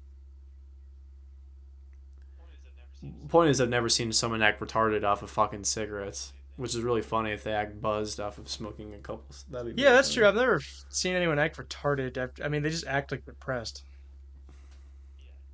Yeah, they act insufferable. I would say if anything, they didn't buzz. They it's fucking downer. But I don't know. It's all fucking whatever. I wish I could just achieve that state like naturally. Just meditate or something. I can just naturally feel buzzed. That'd be a fucking cool experience. I chase that feeling every night before I went to sleep. I mean, you mean without substances? Yeah, like some people claim that if they do like meditation, or some people feel the same with exercise. Like I do feel that, like, that runner's high, but it's not as strong obviously as taking a substance. I mean, like, you actually feel a physical buzz or a physical sensation from just meditating or just whatever you need to do naturally. I think that'd be pretty fucking cool. Because people claim they can do that, but I feel like it's exaggerated. Well, you've But never got the still, runner's high. no, I have, but it's not that strong. Like I feel it, like it's a feeling, and it feels good, and that's why I enjoy it. Or like after get out of the sauna and you feel that Oh, you're sense of you're relief and saying just like that kind of lightheaded you're high. But I'm saying like that, like you feel like when you take alcohol yeah, or weed that or is what you're whatever. saying, right? Okay. You want to do Yeah, that, like a right? stronger feeling I of see what you're that, saying. like a legit, like the runner's high times 10, but you didn't do anything, Right. you know. Right. But I don't think your mind is actually altered. You just feel a bunch of dopamine, I Well, guess. But serotonin too. I don't know if that counts. Like Serotonin, yeah, whatever the yeah, like chemicals. exercise makes you feel like happy and like just that like sustained feel like the endorphins and all that stuff, like the sustained just Yeah, people claim you can like I don't know. They claim like you don't really need coffee in the morning. You just need to. This is extreme, but you need to take like a ice bath plunge, and that's like all the dopamine and serotonin that you'll need for the that's day. kind of pipe dream. All the like I remember this is something I Yeah, wanted to talk about. Like the autistic level of like my morning routine has like I go into yeah, I it's go into bad. my anti-gravity refrigerator room like to meditate for 30 Wait, minutes about my gratitude and like and wax my balls or something. and then I have my organic shake of all the nutrients and vitamins that you need for the day. And here's my link Right, code that's it's like at the bottom of yeah, the to make sure that I description. am in prime condition. I'm like, dude, just Prime wake condition. up, drink water, and then like don't immediately go to your phone and you're fine. Or what I do is I pray the rosary. That helps me great. Do that. Yeah, I mean, obviously, if you're not getting enough sleep, that's problem number one, and sometimes that's not fixable. And it doesn't matter what remedies you do. If you don't get enough sleep, you're gonna fuck yourself. But like, I don't even get up before fuck. Like, I get up at like 8:30. It's not even that late, or not even that early. But, um, like, I don't feel like I need to like start my morning in a particular way. Like, if I'm tired, I'll kind of get out of it after I eat, and then I'm ready to go. Like, I don't need to start my day with coffee or do this wild routine for a fucking hour that means nothing. Right. Yeah. Like, I'm fine. I can just function. No, Jason, you need to Fucking wake up instantly, go right on the treadmill, start listening to podcasts on 3 times speed, listen to your audiobooks on 3 times speed, and like don't even eat breakfast, just go like straight to your weightlifting session, and then you go to your job, and then you gotta jog home. And dude, the people that work out before they go to work are fucking psychos. Like, I don't know why. I used Like, to do that, but then I just realized I'm like, yeah, I kind of want more sleep. Plus, I feel better in the afternoon to work out, so I'll just do that. There's probably some study that says when's the best time to work out to get the most gains or whatever. It's probably a highly debated I would topic, argue but it's in the um, afternoon because then you can get all your calories in, and then you can actually get like good progress. Whereas like in the morning, you can get a good hypertrophy kind of like hit workout in. You can do a lot of pump work, but you're not going to build muscle in the same way that you could do if you were working out in the afternoon. yeah, because you've already eaten the protein of the day, you've expelled it, then you eat more protein. Right, and like you have all your body is fueled, right? So like if you want to lift heavy and actually gain like solid muscle mass, I would recommend working out in the afternoon. But if all your goals are just to it's about feeling good and just getting like you know like the pump and stuff like that. Because I feel like in the afternoon I can't do any of the pump work because like I just have energy to just do my like heavy lifts, right? But it's like in the Yeah, morning, once you get off that, you know, like if you have a coffee or something like that, you're just in that fasted flow state, and you just there's nothing in your body holding you down, right? So you just feel like lighter, and then you can move faster, right? Um, yeah. I feel like for me, because I don't do intense shit, I probably could do in the morning. I just don't want to fucking wake up. That's my thing. Like I'd rather just relax and slowly start my day before I go to work. I don't have to fucking get up and start doing shit before I have to go do shit. Like yeah, it's just not yeah, I've found necessary. that like if I do that, I just feel more stressed. Like I don't Yeah. like if you're not doing it well, then like don't do it. That's what I've learned with working out is like there's no need to add unnecessary sets or reps because that's like ends up damaging you. Yeah, and like I know people have different schedules, but for me, it's just like I don't want to cram more shit into my day. I really don't. Right, right. Um, It's not needed. So I'm getting good sleep, so I know I'm on a good schedule. I feel like if I was having trouble sleeping, I probably would need to change my life, but I get great sleep. I can fucking fall asleep oh, me easily. too. I been a long time since I've been like losing sleep over something. Yeah, and honestly, I think that's the you can debate back and forth the science and the physiognomy and all that other bullshit, but I think um, the greatest evidence of you should work out in the afternoon at nighttime because then you feel fucking tired and you can get better Oh sleep yeah. if you Well, because work if out you at work night. out in the morning, you're gonna feel tired at like noon. Well, I mean, I do get more energy, but it's short lived. So it's like as soon as I like slow down after working out, it's like when you ever play a soccer game, you sit down and then you stand up and you feel like you're fucking about to die and your Yes, joints are 8 years exactly. old. That's It's it. that same It's premise. just Like yeah, once you have calmed down, I'm calm. It's like once you have calmed down, yeah. I'm The tired. high is right. Then The I'm high tired. is greater. The energy burst is greater, but like it's like when you it's like you go all the way up on a hill so fast and then you just drop like right down. Yeah, it's like perfect Yeah, analogy it's because like this happens. So it's like perfect analogy I'll because be this done happens. So working it's like out at like I'll be eight done something working after I out get at off work like at eight 7, right? something after I And get I off work can at fucking 7, have right? so much And energy. I I can can fucking have do so a much bunch more energy. I shit. can Do do a a bunch bunch more more shit shit, and then I'll be until tired. But one if in the I go morning, and and I then I'll sit be down at tired. But if nine I o'clock, go and it's I like I don't sit want to down at fucking 9 o'clock, move. it's So like I like don't want to as long fucking as I'm move. staying So active, like I can as stay long as active I'm for staying hours active, I at can stay nighttime active for after hours working out. at But as soon as I nighttime after relax, working it's out. game But as soon over. as I relax, it's game over. Right. Yeah. Yeah, it's So just how like the get ball better rolling sleep. So works. get better sleep. Yeah, Yeah. yeah. Yeah, but that I whole like agree. mindset, like autistic level, like I need to be in the perfect state of mind. That's all cope. Yeah, That's like cap. people who don't accept the fact they're gonna die one day. Cope cap. That's what that is. It is like, and you know that they don't actually like feel good, and also like none of them actually do any of this stuff. I was about to say I feel like it's No one a little actually different behind the wakes up. scenes. Right, no one wakes up every day and does these insane things that they do. Like No. wake up at 2:30 after a 4 hour night's sleep. Yeah. Like my dad woke up early for years. Like he went to bed at like fucking 9 o'clock, and then he would get up at like 4 in the morning just to commute into work, right? And like he was never tired because he did it every goddamn day. But he also didn't cram all this bullshit while he was up. Like he just got up and ate breakfast and went to work. Like he didn't have to do all this nonsense of going to the gym before, or running a mile or doing a walk or whatever. Yeah, I just wake yeah, like I have to wake up at like 5 or 6, and then I go to bed at like 9 or 10 or something like that. Right? But I just like wake up, I take my shower, get my coffee, and I'm leaving. Yeah.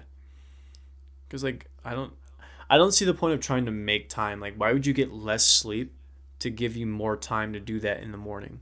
It's not necessary. It really isn't. I don't think it's better for your state of mind to get less sleep like that. Yeah, I have a friend at the gym who like just he does not sleep It's crazy. like intentionally because he just said he's like I asked him I was like why do you not sleep and he's like I just want to live more. Ironic. Yeah, I know, but Your I heart's see, working harder or I see, faster. I see what he's saying because I know you spend like 1/3 of your life sleeping. I'm okay with that. I Yeah, really no, am. I don't care because my day is long enough. I don't care. But Yeah, the day I can um, sleep sooner is a better day. If there's nothing happening, yeah, I'm who not is it? missing anything. Obviously, I'd rather go out and enjoy the nightlife, but if that's not the case on like a Tuesday, then what the fuck do I need to stay up for?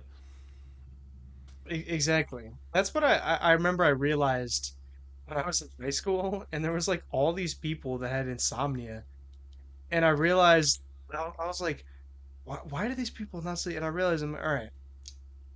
Like I look at like my my schedule, and it's just like when I was in high school, I just realized, all right, like when I could get past like the Gen Z, like using the phone all the time, I realized, all right, if I'm tired, I can just go to bed. Like I don't need to use the phone to be like start relaxing and all that stuff. I was just like, it's fine. Let's just go to sleep. Yeah, Right. Um, but like some of these people describe like what they did at night. I'm like, don't you like? Isn't it clear how to fix this? Like if you just stay up looking at bullshit on your phone, you'll never go to sleep. yeah. I mean, most people mistake that because if they're restless, that's the first thing they go to, and they don't realize it just makes it worse. I actually get No, tired. Like I can't I mean I'll stay up late like watching something or I'll play music or I'll just kind of surf, but I can't just scroll social media on my phone at night. It makes me more tired. well, wouldn't that be good? Because then I'll put you to sleep. Yeah, but I don't have problems going to sleep. I can just go to sleep I can Oh yeah, fucking yeah, sleep right yeah. now if I really tried. Right. Yeah, it's a Like I nice don't I don't feeling. I don't need Just to being do like, it, but yep, I'm sleeping. yeah, but I know people that cannot go to sleep. Like they have to scroll until 3 in the morning until they hate themselves, and then they finally fucking go to sleep. It's just like really don't need to do that. Yeah, my grandma's like that. She has to like watch TV for really long amounts of time. Dude, boomers, like you were talking about spending a third of your life sleeping, they spend a third of their life on the fucking couch watching nonsense on TV. My Yeah. god, it's all they do. They wake up early to watch the fucking news. Like, what the fuck is that? Watching the news, baby. God.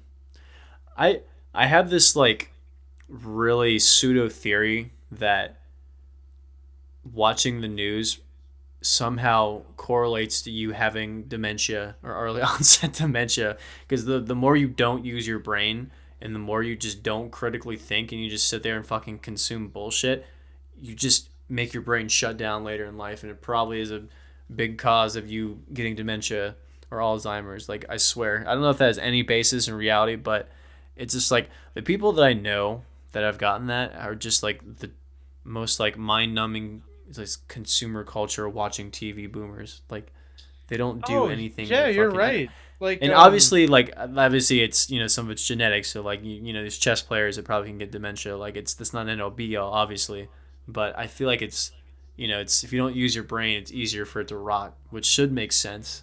But I don't know. I found like the most Like people we that totally have, bullshit. right. I found like the most people that have all those kind of like mental problems and everything just come from it's just people that don't do any interesting things. Like they just consume and like that's it. Like and mostly like it's like screen consume mixed with like fast food. Yeah. That's like a killer combination. Not in the good What's way, sorry. Not like a killer combination, dude. Like, that I hate actually to like kills be on you. this bandwagon of like kids not using any sort of smart technology, but like it really is a fucking night and day difference. Like I was visiting my cousins a couple weeks or months ago for a wedding, and they have a 2 year old son, and they have not shown him anything on like he doesn't watch any TV, doesn't like watch anything on the iPad. Like he basically has zero screen time, Dude is the most articulate 2 year old I've ever think I've heard in my life. You can have like full Oh wow, conversations yeah, with him. makes It's sense. Yeah, crazy. yeah. Obviously, some people can just be smart and just do that regardless of what they have. But like, I mean, it's true, man. Like, it really does make you fucking stupid, independent, and Yeah, overstimulated. Like, just it's not a secret. But it still, it's just crazy just to dulls see that your, yeah. firsthand. It's just like, wow, dude, I'm having a conversation with a 2 year old. I can't even have a conversation with a teenager. They like fucking look so dumbstruck all the time. They can't even barely speak. Yeah, the average college student, I don't even think I could have a conversation with. Yeah, they're I'm like, serious. Like they're retarded. They are. I'm serious. Like yeah, they're just the shit they say. Like what are you, do you like understand what you're saying? Like are you speaking English? some. What's weird with some people I've noticed is that they're very articulate, but they're just socially inept. Like the actual words they say and like the actual stuff they say, like it sounds like it could be good, but they just don't know how to apply it in a conversation with you. It's very weird. And there's other people, like I said, that talk like they're on cough syrup and they can barely speak words or they can barely look at you. And then Um, there's like the pseudo intellectual types where like everything oh that, yeah, so like okay, when it that's what comes I'm to, saying. Like they're really right, articulate, but they're socially inept. That's what I mean. but here's my take on this. I agree with those things you're saying. For me, it's like all of these people, they like wait, fuck. So it's like fuck, this is shit. It left my head. So There you go, oh yeah, man. yeah, Proving your point really well. right. So it's all the when it comes to all of these people that like I can't talk to just because like they're retarded. It's like 99% of what comes out of their mouth is just regurgitated from like from the people that talk like they're on cough drops like that. They're just talking about like pop culture or whatever bullshit. And then like the pseudo intellectual types are just they're just repeating back some like like establishment talking point or something they heard on like the news or something they heard on like of like some pundit or something like that, Some pundit. Yeah. like leftists and rightoids are equally guilty of that. Did you say rightoids? Yes. That's great. Well, because like you don't say rightist, that doesn't work. Rightoid.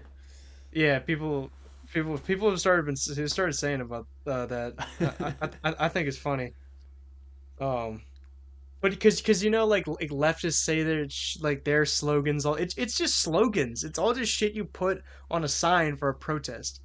Yeah. No, I know. Everyone has to come up with a deep quote. It's always like the facts over feelings or the like my body my choice, and Yeah. it's all stupid, right? Yeah. But that's the thing. It's like with college students and just people my age in general. It like I'm just thinking about it now. I'm like, what would we even talk about? Honestly, what would we talk about? Seriously. I mean, I think people just need to be given the opportunity. I feel like it like I said, I feel like for the people that are articulate, they just have a hard time socially having conversations. So I don't really hold it against them, but the people that can barely talk at fucking all is incredible to me. Like how are you 21 and you have no sense of self or no fucking like thoughts on things. You just kind of just barely say sentences. Like it just it blows my mind. And it's not like they're like introverted or they're shy. They just legitimately have nothing going on in their head that is of worth anything to useful to say. And they know it, and then that's NPCs, why they dude. don't say anything. It's really crazy to watch. Have them like I'll say something like this happens to me like in the store a lot because sometimes people will come in and like they don't know the terms or they're beginner, they're getting into it, but they're curious and they ask like they're asking questions that make sense even though they don't know the right words, and that's why it's easy to navigate. But there's other people that like their concept of English just goes out the fucking window. Like they don't know how to describe something. Like if they don't know the word for it, they don't even know how to describe the thing, which is really wild to me. It's just like you can't describe what you're physically seeing. Like Yeah, they right. just cannot do adjectives. It's really one. It's just hilarious. Yeah, I can always pull out from my vocabulary some way to describe what I'm talking about. Yeah. Um. Um, But Wild to me. seriously, I don't think I could even communicate anything to these people.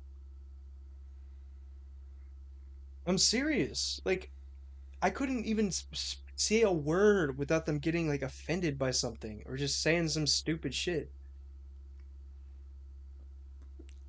I mean, Or like I don't really say if things that like offend people because I'm just so like moderate in my day to day life with everyone around me. Besides like on here, those are the most I'll right. be. But I'm not like this with people. I used to be back in the day with my friends because like but I don't have friends like that anymore. Like there's Well, no one I could like say unhinged shit to. So I just have to like just pretend to be interested in what they're talking about. And a lot of times it's just am I pop your only culture friend like that? references. Like, fuck. Huh? Am I your only friend like that? Yeah, at the moment. Wait, because like you and I, like we can talk about certain things, whereas like to the average person, like it would be like crickets, right? Well, I mean, That not really. I feel like most people can wrap their head around it. It's not like we're saying some savant shit. Like it's not hard what we're talking about. Like like I don't want to play it up like it's some deep shit that we're saying. I just think no, that people don't have that's the art. They don't have the social tools to just be a part of the conversation, even if they understand what's happening in front of them. no, That's my point. that's Not not that what they're I, stupid. no, that's not what I'm saying. That like we're like, oh, we're like so smart and all that stuff. But it's just there's certain concepts to people like NPCs, like they it's just it's not like nothing. Like they just can't fathom it, right? Like they're not interesting people, right? Whereas like you are an interesting person. You have a lot of great things to say, right? And then we can have a nice conversation, and it's natural, and like we're renewed, like where it's recreation, right? It's true recreation. Whereas like these people, they talk about like the Kardashians and shit when they're together. I think football is the worst. I That's in the talking same about category, yeah. yeah. Oh, I can't stand it, and I hate that the season is upon us. I can't wait for fucking February, man. I really can't. Is your family football people? Am I what? Is your family like football people? My mom is more, yeah. Really? She likes the Vikings, but she doesn't. But here's the thing, though. She'll like watch the games and get excited, but that's it. She won't like ever fucking talk. Like she won't like tell me about what player she hates or who should play on whose team or all that. Like she doesn't go into the fucking analytics of it, which thank God. But that's all I hear as with people around me is them just analyzing everything about football. It's so annoying. Is It's football like your you probably least? lost money on your fantasy team, so I don't know why you're talking shit. For like they're just I hate those people, but they're fucking everywhere. Right. I'm sure I could make a better fantasy team than these people. And You I know what? don't, Put your money where your mouth is. Go win some money if you want to right. talk shit, William. And I don't know any of the players. Yeah. So yeah, that's my point exactly. Right. But But it, everyone's like that. but is like football specifically like your least favorite one of those in this category, or Yeah, because it's everyone talks about it. It's just like I can't stand the people. The things I don't like that people talk about all the time are obviously politics. I don't like people talking about football all the time. I don't. I do like talking about pop culture references because I think some of it's kind of interesting, but I can't stand people that make that their personality. Um, and I think that's it. Besides those three things, I can pretty much have a good conversation with about anything with anyone. you know, Besides those. it's not so much like a like what's the opposite of down to earth? Uptight. No, where it's like in terms of like your interests and like what. So like my grandpa would rather talk about like going fishing, whereas like my dad would want to talk about like the political situation in Hungary and stuff like, like it's Yeah. those different kind of uh of tastes, right?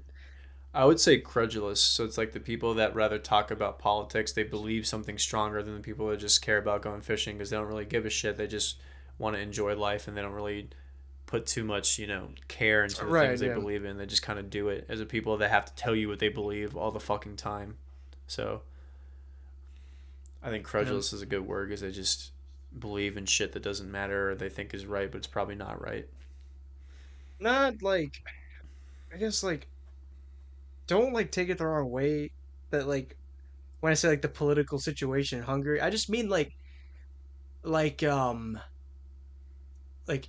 intellectual topics, right? Or like we'll also want to talk about like like the history of India or something like that, or like the like what was going on in like 14th century Portugal or something. I don't know.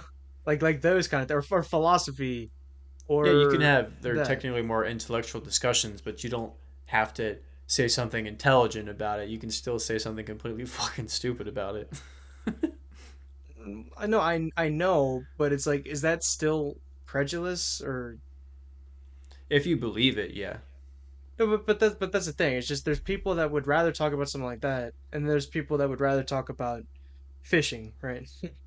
But then in the middle is like the people that just talk about like Kardashians and stuff like that, and If you're football and asking all me that. who's dumber, I don't know. I think it depends on what they're saying, because there's levels obviously to all this shit. So I don't No, know. but I think they're both dumb to me. people no, but it's like three categories. You see, like people that do that, like the people that you're still criticizing, that falls still in the same like middle category. Like any like celebrity kind of pop culture shit, that is like that is like smack in the middle, or it's like the two ends of the spectrum, or it's like no, like either one of those people I would want to talk to. It just depends on how they are. Like some people, like there's people that can take any topic and make it interesting or make it entertaining, and there's some people that just drag it on for hours. So it honestly just depends on the person. I just like you said, I don't. It doesn't matter what the topic is, whether it's fishing or politics or entertainment. If they just keep saying the same shit that everyone else is saying, or if they just like like they're trying to be original when they're not, is really just grating onto me, or they just try to get you to agree with what they're saying. That's the worst. Right, and I mean I will talk about politics, but like my takes are just like it's because it's the same thing, where it's just like I go to the paradigm level, and it's just I always like to try to illustrate to people like these kind of dogmatic beliefs they have and like how they have them, and then they're like, "What? No, that's not it." I'm like, "Yeah, no, it is." Yeah, people don't like being picked at will. Yeah, but it's like, Newsflash, bitch. but like when we think of people talking about politics, right? It's just the They're the dichotomy. worst. They're the Well, like fucking worst. those people within them, I agree with you. Those people like they when they're debating amongst each other, right? They just think in the false dichotomy of like conservative, liberal, and all that, right? Or like capitalism, communism. Like they think those are the hills to die on, right? Whereas like me, who believes in Jesus, like I believe Jesus created everything. He's the source of all things. Like he's still in there, right? But it's like I am dying on his hill and not the hill of low taxes. I mean, now it's gone to the point where it's just you. It's just not worth putting your energy into belief, because like you can have a moral compass and you can have ideologies that can be the same as whatever political candidate or whatever political figure you like listening to, but you don't know them at the end of the day, and you don't know what they do at the end of the day. You only have a sliver of information. So that's why I'm saying like politics is useless, because like you can I get the premise that like everyone is political, like obviously, but they don't Sure. have to be to the point where they just pretend like they're being someone. They're trying to portray themselves as something that they're not, obviously. Yeah, Like have you whether it's ever pretending to care about issues, or whether it's saying that they actually do stuff to help their society, if they do or not. Like I I don't know. It's just like to me, like it should not rely on political talking points to guide your life and guide your moral compass. You should know what's right and wrong, and you should have that be guided by personal experiences and just the empathy of others around you. That yeah, should really be it. right. In terms of like in like the tier list of systems that of like systems of principles that will guide you to a better life, political ideologies are like on the absolute like lowest tier. Well, it's like the fact that they're not even looking out for your well being. They're not even remotely interested in your well being. So I don't know why people continue to listen. Like, everyone knows they can't trust politicians. Like we said Right, before, no one's voting exactly. for people they actually stand behind. It's just because the other guy's worse. So it's like, I don't know why they're getting their, their moral compasses from politicians or parties. Like, what Yeah, are we talking about? or It's like I was insane. talking about like economic systems, like what? Yeah, it's Or like it's or literally insane. yeah, or it's like these tenets of like political philosophies. Like those are like the absolute worst. I mean, you can still get things out of them, but it's like my like political philosophy. It's I've talked about this before. Like all of this, it's like political philosophy is second to my religious beliefs. The religious beliefs are always first. Any other all these other things of how like, that affects all these other faculties, right? Of how I view philosophy or science and like politics, right? Um, People just think that like only one of those categories is like the way to go, and they're just missing on the fact that like it's really one thing that informs you really on how it all works. I see it that way. It's one thing that informs you of how it all works. What does that mean? Like because I'm a Christian, right? Like it gives you a proper perspective on how all of these things work. And obviously, um there's like there's still like the evil and everything. There's gonna be all the ideas and the intellectual ideas I think are terrible. But it really helps you actually understand like even if ideas are really bad, it lets it what in my experience, especially, I've just found that I've really been able to understand why people think the way they do, because a lot of people just they can't understand that. The constant like, how could this person ever believe this? And I'm like, well, I could explain to you why they believe this. I mean, they're still wrong, but um, it just gives you a very holistic view, and the world just makes sense to me now. I mean, but you're still looking at it from the view of your experience, though. Like you're kind of placing that into other people, which I don't Well, think is a good idea but in the that's long like term. that's everybody. But I also like I look at Yeah, but right. it's not a good tenet that we have as human beings. No, It's like but a I natural look at instinct we should try to repress. no, but it's not just me going off of like my feelings. Like it's me going off of like the traditions my dad taught me, who his grandpa taught him, who like all this like line of people come from, and like the like philosophers and all that stuff, and like it's the Greco-Roman and the Christian tradition of the West. Like that's really the lens that I'm looking at through. It's not just like my personal experience. That's part of it, but it's not all of it. Well, I mean, Like things are what they are, outside of like what you get out of it. yeah, things are what they are, but I mean, two things can exist in the same realm completely differently. Like that's what I'm saying. That there's a lot more factors than just. That's what But I'm saying. like Like you're putting your personal, not your experience, but I guess your viewpoints of how you saw other people do it successfully and blanking to that but like blanketing that to everything around you, or like saying like this is the way that everyone just should be, even though I mean I'm of the opinion where it's like even if it's a bad idea and it works out, fine. I just don't like how people hold on to bad ideas doing the same thing over and over again and then yeah, but a nothing bad gets idea changed. doesn't work out. I mean I mean I guess If an idea is bad, like on principle, like that, the fruits of that bad idea are always gonna be bad.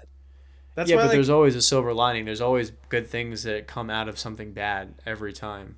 well yeah Like that it's just that's that's what I'm saying. There's too many variables. Like you never. It also depends on what you're talking. We're well being vague because you can't think of specific examples, but case that's by case.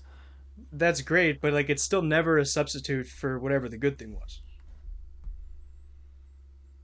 Um.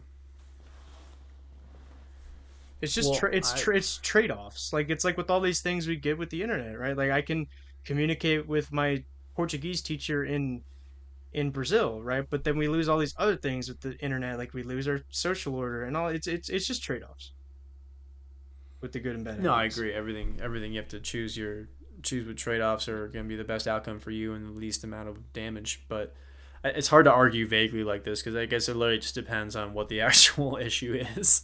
Mm.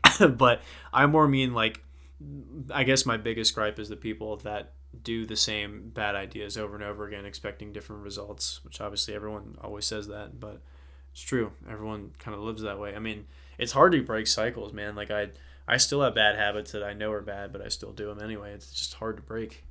But Right. I Well, just have better ideas that kind of take over the bad ones, so it doesn't really fuck my life up too much. well, yeah, that's why, like with all these ideas and stuff, that's why like I don't go off of like these new ideas that we think of. Like I stick to wisdom because wisdom is solutions to these things. But that is tentative. Like you have to listen to new ideas because some of them might work. Well, why? If it What do works, you then mean like why? why do you if you already have the concrete solution, like why do you need to hear someone else? Because it might not work every single time, or you might gain a newer perspective and have your shit work out even better. Like it just like I But said, it like just depends on what it how do you is. know that? You don't know until you try. It's trial and error. It's how But then if you every don't know, then great like why achievement's are ever been made. you It's a bunch of failures and one success, no, and then you learn how to not do a certain thing but if you don't in a know, certain then way. like why are you asserting this as like the way? What do you mean if I don't know? I'm Well, cuz saying like every ounce of success and achievement and innovation has always been started by a bunch of failure and a bunch of bad ideas, but then you learn what not to do. Learning what not to do is always as important as learning what to do. yeah, but like achievement of what? Whatever your is, if you're inventing something or if you need a better way to think about, a better way to process, emotions and life around you, or a better way to make decisions, like you literally can transpose it into every aspect of life. It Yeah, doesn't matter what it is. but like I don't care about that. I just care about getting closer to Christ. And there's concrete ways from like the early church fathers and the saints of like how to do that. Yeah, it That's like doesn't what I'm interfere saying with you is getting closer to Christ. You still have to function and live in modern society, so you might as well do it easier. sure, but like the saints have even like foretold and like the early church fathers have like they've literally predicted like all the shit that's happened in our modern society. Yeah, but there's no solution to it. It's just Well, there is like, a oh, they solution. predicted it. All it all it is to just it's just stay with Christ. That's it. Because there's at the end of the day, all like I said earlier in this podcast, all this shit is temporary, and the only thing that you know is that God has the last word. I mean, It's just to keep the commandments, receive the sacraments, trust in the Lord. It's really that simple. yeah, but everyone has a different idea of what that means in their own I trial and mean, error. They say what keeps me closer to like it's not cut and dry like you're putting it. Like I've heard people say that, but then they always go into more depth about what that actually means, and it's different every single time. And like I said, it's trial and error. Whatever works works. All the good ideas stay, and the bad ones don't. You learn from them. So whatever keeps you closer to Christ, then you keep, and what doesn't doesn't. It's still the same premise, is what I'm trying to say. but those three things are concrete. Yeah, but to achieve them is not concrete. It's easy to just say you have to do it. It's another thing to find different ways to make you achieve it. Right, but these people have achieved that. Yeah, but you're not going to be this. You're not going to achieve it the same way they did. But they all got to Christ. So we would Yeah, through different. achieve What it. I'm saying is through different means and through different trials and errors and different ways of thinking. Like you It's don't through just the wake same up one day. means. Like it's all to Christ because the saints are they're dead technically, but they live through Christ. Like that's the point of our existence is for all of us to come to Christ. Yeah, but is there one way to do that? Well, yeah, it's just keep His commandments, receive the sacraments, have faith in Him. Again, it's those things that are just easier to say. Like you still have to do different things to do that. But like what question would you have What do you mean? What question would I have? of like how's that like complicated? Because you have to deal with everyday life. So there's going to be temptations that, you know, sway you away from that. So you have to find things that work and the things that don't work to keep you closer to Christ, I guess. So it's not just it's like saying I'm going to. What's a good example? Well, it's like I'm not good with examples. Is why I'm.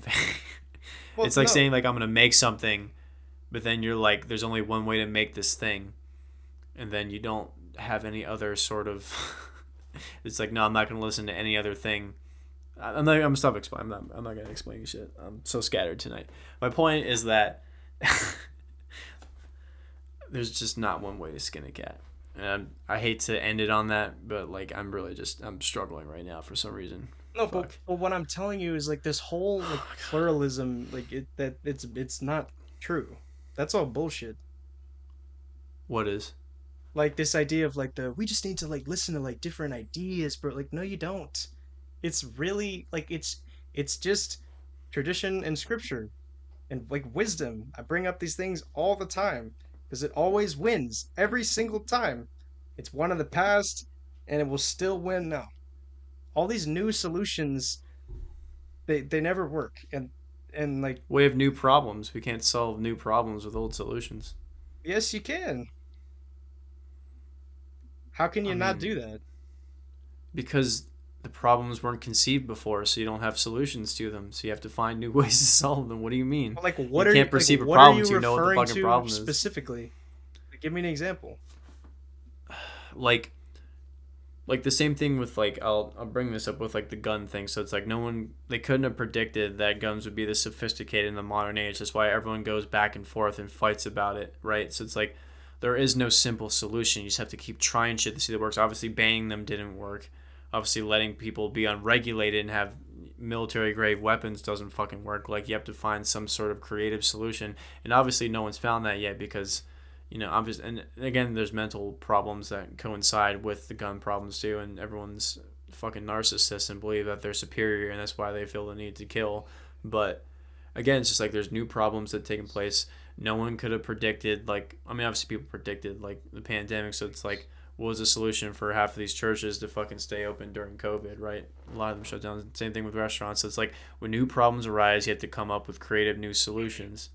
Yeah, but like you're just applying these to like earthly material matters. I'm talking about Because we live on earth and we have to deal with these fucking matters that the matters get in the way of your spirituality, so you have to navigate that. no, You can't. but there's more than just the material world. There's the spiritual world, and like that's how you find Christ, and that's how you're saved. Like Yeah, that's what I always the bring it back material world to. stands in the way of that though. You have to No, fucking it that's what my point, you have doesn't. to That's navigate around not. it. Oh, that's not. That's like a Buddhist pipe dream. That's Gnosticism. That's bullshit. The idea that How's it bullshit? the material world is not an evil. That's a Gnostic idea. I'm not saying it's an evil. I'm saying there's material problems that you have never would have thought of until they get invented. Then you have to find a way around them. I'm not saying the entire material world is evil. That's not my point. I'm saying you have material problems that get away with your spirituality that you need to solve. And one of them, like I said before, as an example, was the overstimulation with our technology and social media. Like that's a hard hurdle to get over. That severely stands in the way. Not even your, if you're spiritual, but your mental space. Yeah, Like but there's a bunch of new problems that no one could have fucking predicted that we have to deal with, and you have to find creative solutions to get around it when you're stuck in it. That's my point. and I understand, but like I keep trying to explain is that like it's just material things you're talking about, and it's like no regard to anything spiritual. No, that's not what my point is. That like they still stand in the way. Like it's a material problem that stands in the way of your spirituality that you need to solve. It's It's not not because it's it's material. not That the doesn't mean ultimate that. point. If you like starved to death, did you have a material problem? Yes, but then in that time you might have gotten closer to God. And then you see? Wait, so if you have a material problem of not being able to obtain food and then you starve to death, but in that process you become closer to God, starve to death. So the fact that it matters is that when you die, you've now are in heaven, or the fact that you would never have gotten to heaven if you wouldn't have gotten closer to death, closer to God from starving yourself. Well, like you don't have to get closer to God per se by starving yourself, but I'm just the you did get it right about heaven because that's the whole point. Is that because like But that's what I'm that's the saying. Do you goal. need to Why do you need to starve yourself to do that? No, I didn't say you did. I was just using an example of how like people that go through these like material plights, they end up actually like growing spiritually from it. I mean, yeah, you learn from hardship, but if you keep doing the whatever you're doing to not get food and you die, like you probably could have gotten closer to God while you're alive and not found a way to starve yourself. That's my Yeah, point. Is you yeah, have to. I agree with you. Like I was just using an example of just how suffering can bring out like goodness and stuff like Yeah, that. temporarily, but not like consistently throughout your time. That's what I'm saying. Like you'd have to find solutions to your problems. Obviously, they're not going to be fixed all the time, and you're going to suffer, for a short amount of time if you do play your cards right. But that's what I'm saying is like the material world gets in your way, you're going to suffer, and then in that, the silver lining, like I said, there's always good things that come out of bad things. So the silver lining is that you gain more strength and fortitude, or whatever the fucking buzzword, right? But you still found a problem to your solution. If you just kept spiraling down and found no solutions, you'll starve to death, or you'll fucking lose all your money, or you'll just lose your sanity. As Yeah. opposed to just suffering temporarily and then getting over it with a better idea. And then boom, then you can still become closer to God in your quest to become a better person or a higher elevated being. You don't have to fucking struggle your whole life to prove a point. No, but that's not like that's none of the point that I'm making. Like your missing point is this that like spiritual needs are more important than material needs. Like material needs certainly are important, right? Like you need to take care of your body and all that stuff, but you It's can't do hard to it. meet your spiritual needs if you can't meet your physical needs. It's like you have to take care of yourself No, before you no, can fucking grow. that's not true. But So you're just like, gonna suffer forever and then you're spiritually sound? Like I don't understand. What are you saying? well, yeah, you see all those like monks in like the woods that like don't eat for like God knows how long. They're like the happiest people on the planet. It's because they've trained themselves to do that, and they have no other responsibilities besides that. That can't I can't just go in the woods for a month to clear my fucking mind in this modern day Western life. That's my point. I No, don't have the means to do that.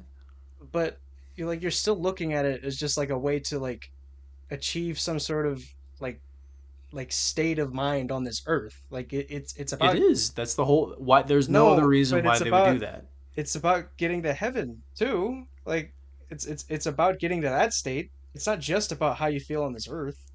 That's still like if you really think about it, that's still a mindset. Like if you have to do all these practices to get into heaven, the fact that you think you're going to go to heaven based off of the stuff you do here on earth, that's still a mindset. You still feel like you're an elevated person because you've done what you need to do to obtain heaven, Well, or yeah, you then have to why is that continuously do bad? it. I Like don't that's know. people that That's live those no. kind of lives, 99.99 whatever out of 100 times are like more fulfilled and happy and lived a 10 billion times better life than people who lived otherwise.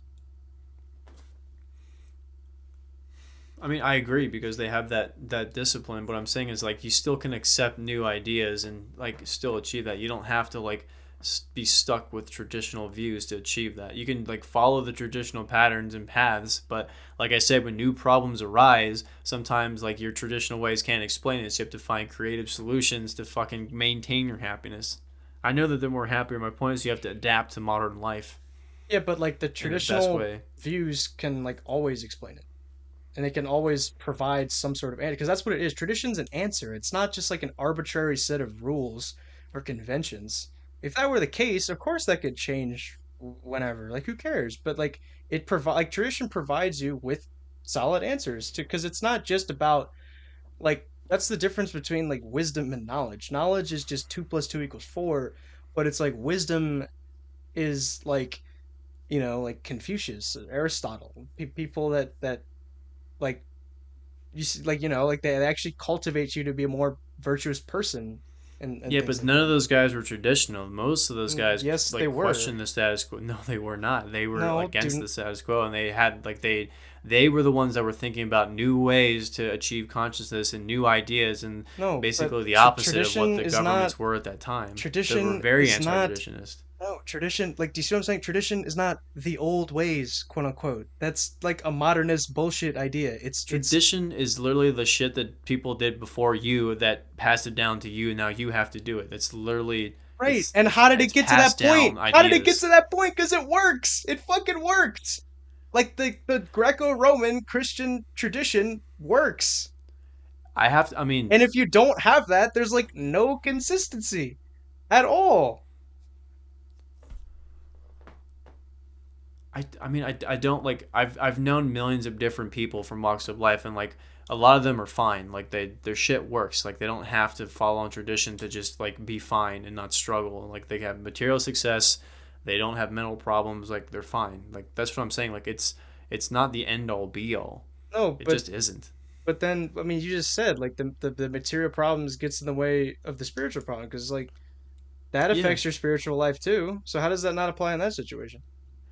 Everything, my point is that like you Like don't this have to is like solve everything traditionally one way. You can find new, that's my problem or my point. You can find new creative solutions to solve problems. You don't have to fucking rely on tradition every single time. yes, you do because that's how been able to maintain our species. That's why we haven't gone extinct. We are going extinct very fucking soon, regardless of tradition or not. It doesn't How? matter because the world doesn't run on that way. The world runs on money. That's what the world runs on. What So are you you have to talking fucking. about? What are you What do you mean? talking What am I about? talking about? How does that mean that like tradition doesn't sustain our species because money runs everything? What is that supposed to mean? Because it doesn't matter how many people are traditional. It's the fact that like there's so many ways that for you to get fucked over. Like tradition is not going to save you. You have Yes, to it fucking be is. vigilant. You no, it's not. Yes, it You no, cannot tell Jason. me that tradition is going to save you when we have a fucking nuclear war or when our economy crashes. Yes, it Traditionalism is is not going to save because you. we have all that shit, all that nuclear shit because we rejected tradition. How do you not see that like My the point is that you have to Holocaust, deal with that. the My point fucking is like Ukrainian genocide happens for people who don't believe in God, who hate traditional values, who just reject all of these things, their forefathers, all of these gifts, these fruits that these people have brought down to them. You can only no, do these atrocities under that mindset. That's never going to happen under the mindset I'm in. If you believe in God, there's a standard through which you can do things. If there's no standard, what's stopping those people from murdering 6 million Jews? What's stopping those people from murdering 6 million Ukrainians? Nothing. the There's no fact is like standard to be judged from. If it's there's never going to no be God, realistic if to there's think no that tradition, if there's no standard, then what is stopping them? the fact that like because you have to navigate the world. No one is going to, not everyone is going to I'm not making the argument that like tradition is worse on like if like let's say like everyone did believe in God and everyone had traditional values, right? I don't know if the world will be in a worse or better place or not, or if like let's say less atrocities happen, fine, so be it. That's never going to be ideal in this world. My point is that like because people are not like that, you cannot rely on tradition to fucking save you. You have to fucking be vigilant and you have to fucking always constantly be on your toes because there are people that are like that and they're going to ruin your fucking life if you're not careful. To So save it's you like you from can't what? rely on traditions to save you when you have people that run around with nothing To save you to from believe in. what? Like I said, all these atrocities, all this shit that happens, like believing in traditions is not going to save you from that. Like I said, when the economy crashes, if like war escalates even more, like it's not going to do you any good. Like you have It's to fucking just adapt and you have to find a new way to deal with all this shit. And I don't even know if it is dealable with. Like we might all be fucked. I have no idea. But the fact like it's not ideal to saying like everyone just needs to come to Jesus because that's just not going to happen. So you have to fucking remain vigilant. it doesn't matter if the because of course that's not of course there's always going to be bad people. Yeah, but it's more and more. It's like it's to the point where it's like it's not even a contest. Well, yeah, Majority of because it's life is less tradition over time. That's the thing. The reason the world has gotten more fucked up from like 18 whatever until now is because of these awful modernist principles. no. I agree with you, but my point But is like you now that have that is all the of these case, same tradition's not going to views. save it You have all these same views. Like, how do you not see that it's like the same shit? because it's differentiated. I don't like feel From the need what? to control shit. I don't feel the need to like spread weird views around that everyone needs to follow. I'm of the opinion that everyone needs to just fucking stay their self and just mind their own business. It doesn't matter what you believe, and then everyone will be fine. Everyone had their own beliefs and they just coexisted together. But that's not ever going to be a reality. So that's what I'm saying. I agree that if people have more discipline and more traditional values to lean on, there'd probably be less atrocities, but that's not going to be the case. So you can't rely on traditional values to help save you. But say You like have to fucking adapt to the people around you. It's like seatbelts, right? We have to fucking wear seatbelts because other people will drive drunk and fucking hit you. Like you have to like you can't just like no, you but have to I do must things ask because they you have again. Save you from what? from the mistakes of other people, from the bullshit of other people. Yeah, mistakes of other people just come from the fact that like human beings are like we're fallen and like there's gonna be bad people, and it's because they didn't Yeah, but there's follow more and more. It whatever keeps the getting tradition worse. It's is. more and more of them. Like it doesn't like.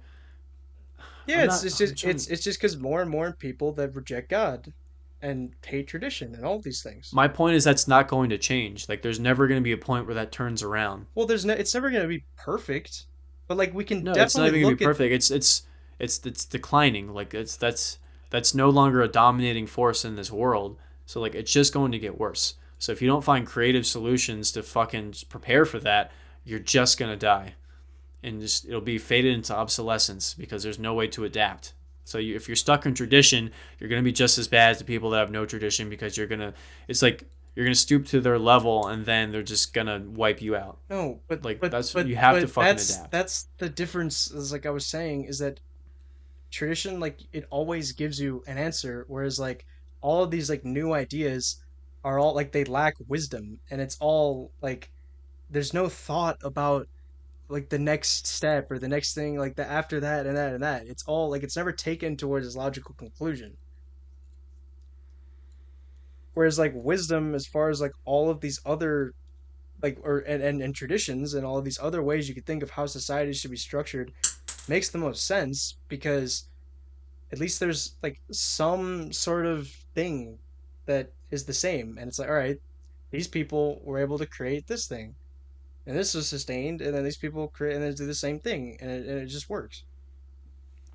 So I'm not disagreeing that like traditional structures have not, sustained us through the fucking thousands of years we've been a species on this planet. My point is that now that that's not the dominating, narrative in the world, if you're not going to adapt to deal with the worst of society, you're going to crumble. But like adapt in like what way do you like what do you like what way are you talking about? Find like finding better solutions, finding better ways to be sustainable, having to deal with more nonsense. Like But like if what? if Like of everyone around you, like a if the better dominating, like if solution, it like what does that mean? Like it's just, for me the solution is to just pray, because that's it. Like I can't, there's really very little I could do to materially change people's conditions, but I know I can spiritually help by praying, and that's what like that's been consistent for like all the 6,000 years of recorded history. I mean, just look at it. It's obviously not doing anything. So like, that's why most Christians that I talk to think like we're definitely in the end times. Like Jesus I is don't coming think back and we're that. all dying. I there Huh? no that's like the incorrect, like that's a very evangelical view. Like I don't think we're in the end times. We're just in a lull. People thought we were in the end times in like the French Revolution, in like the World War II. Like it's just we're not at the end times. Like I don't I feel like. like every generation thinks they're in the end times. But Exactly. my That's point is just just fear like mongering. But also no. Christianity's been declining for I don't know how many years. Like I don't think there's gonna be a Yeah, bounce back. I, I I think it's I just gonna don't be until it care. fades. I really don't care. Like I will go to mass and receive the Eucharist until the day I die. I don't care if I'm the only one in church. And I mean, like I said, the until there's no prayers, church to go to is my point. the prayers, like they, yes, they do help. Like how do they not help? Because it's continuously to decline. Like I said, until people stop going, there's no money, then the whole system just fucking crumbles. Like that's what I'm saying. If you're not going to adapt to try to get more people in, then it's just going to die. It's no one's going to care, and then it's just going to continue to develop into chaos, right? Yeah, So but you're just like if you're the talking. last person to fucking pray, then eventually it's just there's going to be no money left, and then it's just going to be shut down, and then there's going to be you know, no congregating. No, but like again, like it's just you're talking about like how it doesn't change like physical, like the natural world. Sure, but like you don't know, like because if you pray or if you tell God like, hey, like please like help this person, or like if a person died and you like please pray that they go to heaven, like that's really what matters because that's the ultimate goal. I mean, just like I understand that like if I pray to God that like whatever atrocity doesn't happen, like that's not the same thing as, because like obviously that's probably not going to happen. If you know that like a person is in some shitty situation, there's nothing really you can do about it. There's no like there's never going to be some sort of like, oh shit, it just like a movie scene where it just like works out, right? um but it's like it's getting to heaven and like being with Christ is the ultimate goal. So if nothing you do really matters on Earth, and the whole point is like something like you wouldn't really care about anything, then No, like nothing would it matter on this planet. no, it does, but it's just like the problem is when people get only fixated on what happens on the earth. What Yeah, I happens on don't the think that's earth, good either. yeah, what happens on the earth does matter. But also like all these tragedies and everything, like they're just the reason that like people always ask, well, why doesn't God intervene? It's like, well, it's because it's our fault. It's we're fault. I don't We're care if God intervenes or not. We can make our own mistakes. Like it's fine. My point is just like obviously like how many people are praying for all these atrocities happening in Ukraine and Israel and Palestine, all these shootings, right? Blah blah blah, all this bullshit. Like it's obviously getting worse. Like something's not working. Whether it's material or spiritual, it's clearly not working. The world's getting worse. Shit's getting more expensive. Like we're not going in a better direction. yeah, but wouldn't you think that like if it's not working and it's because like no one's Christian anymore, wouldn't that be the problem? It could be, but the problem is that it's not realistic. Like you can't make more people be Christian these days. It's just not a possibility, no matter how much you pray. So it's unrealistic to think that like yeah, you could say that all day, like oh the world would be better for this hypothetical scenario, but the fact that like it's just not realistic. I mean, So that's fair, but like I will continue to pray. Like I have a whole list of people who have fallen away from the church that I pray every day will come back. I mean yeah, you can do that, but the problem is like that's what I'm saying. It's just life is just not getting better. Like we're going backwards until we destroy ourselves. Like there's no solutions. So that's why I'm saying you have to adapt to have your best life possible because everywhere you look, everything's trying to fuck you. Whether it's the food you eat, whether it's the stuff that they tell you to believe, whether it's the stuff you feel like you have to buy to feel better about yourself. Like every aspect of our modern life is designed to make us complicit and more miserable, just so we can barely work and consume. Right, but So like whatever happens, like I'm never gonna stop praying and no, you worshiping don't have to God stop praying. because It's not designed. that's like all that's the solution. It's You just can still pray and still adapt to life and adapt to problems. Like you don't have to just it's not one or the other. That's my point. Is like you don't have to rely on tradition. You can still do all that shit, but you still have to adapt to yourself. but like to just like I remember you saying like just to like save yourself, like you can still save yourself from because like these traditional values and like you can just look up writings from like the ancient world that they provide a great way to like not necessarily like like let's say you're going through some shitty thing or then you read some Cicero and then you find peace in all of it, like Tool said, like find peace within the emptiness or something like that. Well, I don't think there's any emptiness, but you see what I'm saying. Yeah, I mean, believe me, I'm all for looking at. I love studying ancient civilizations. I'm all for looking for advice from our past mistakes. That's the whole point of why we learn history.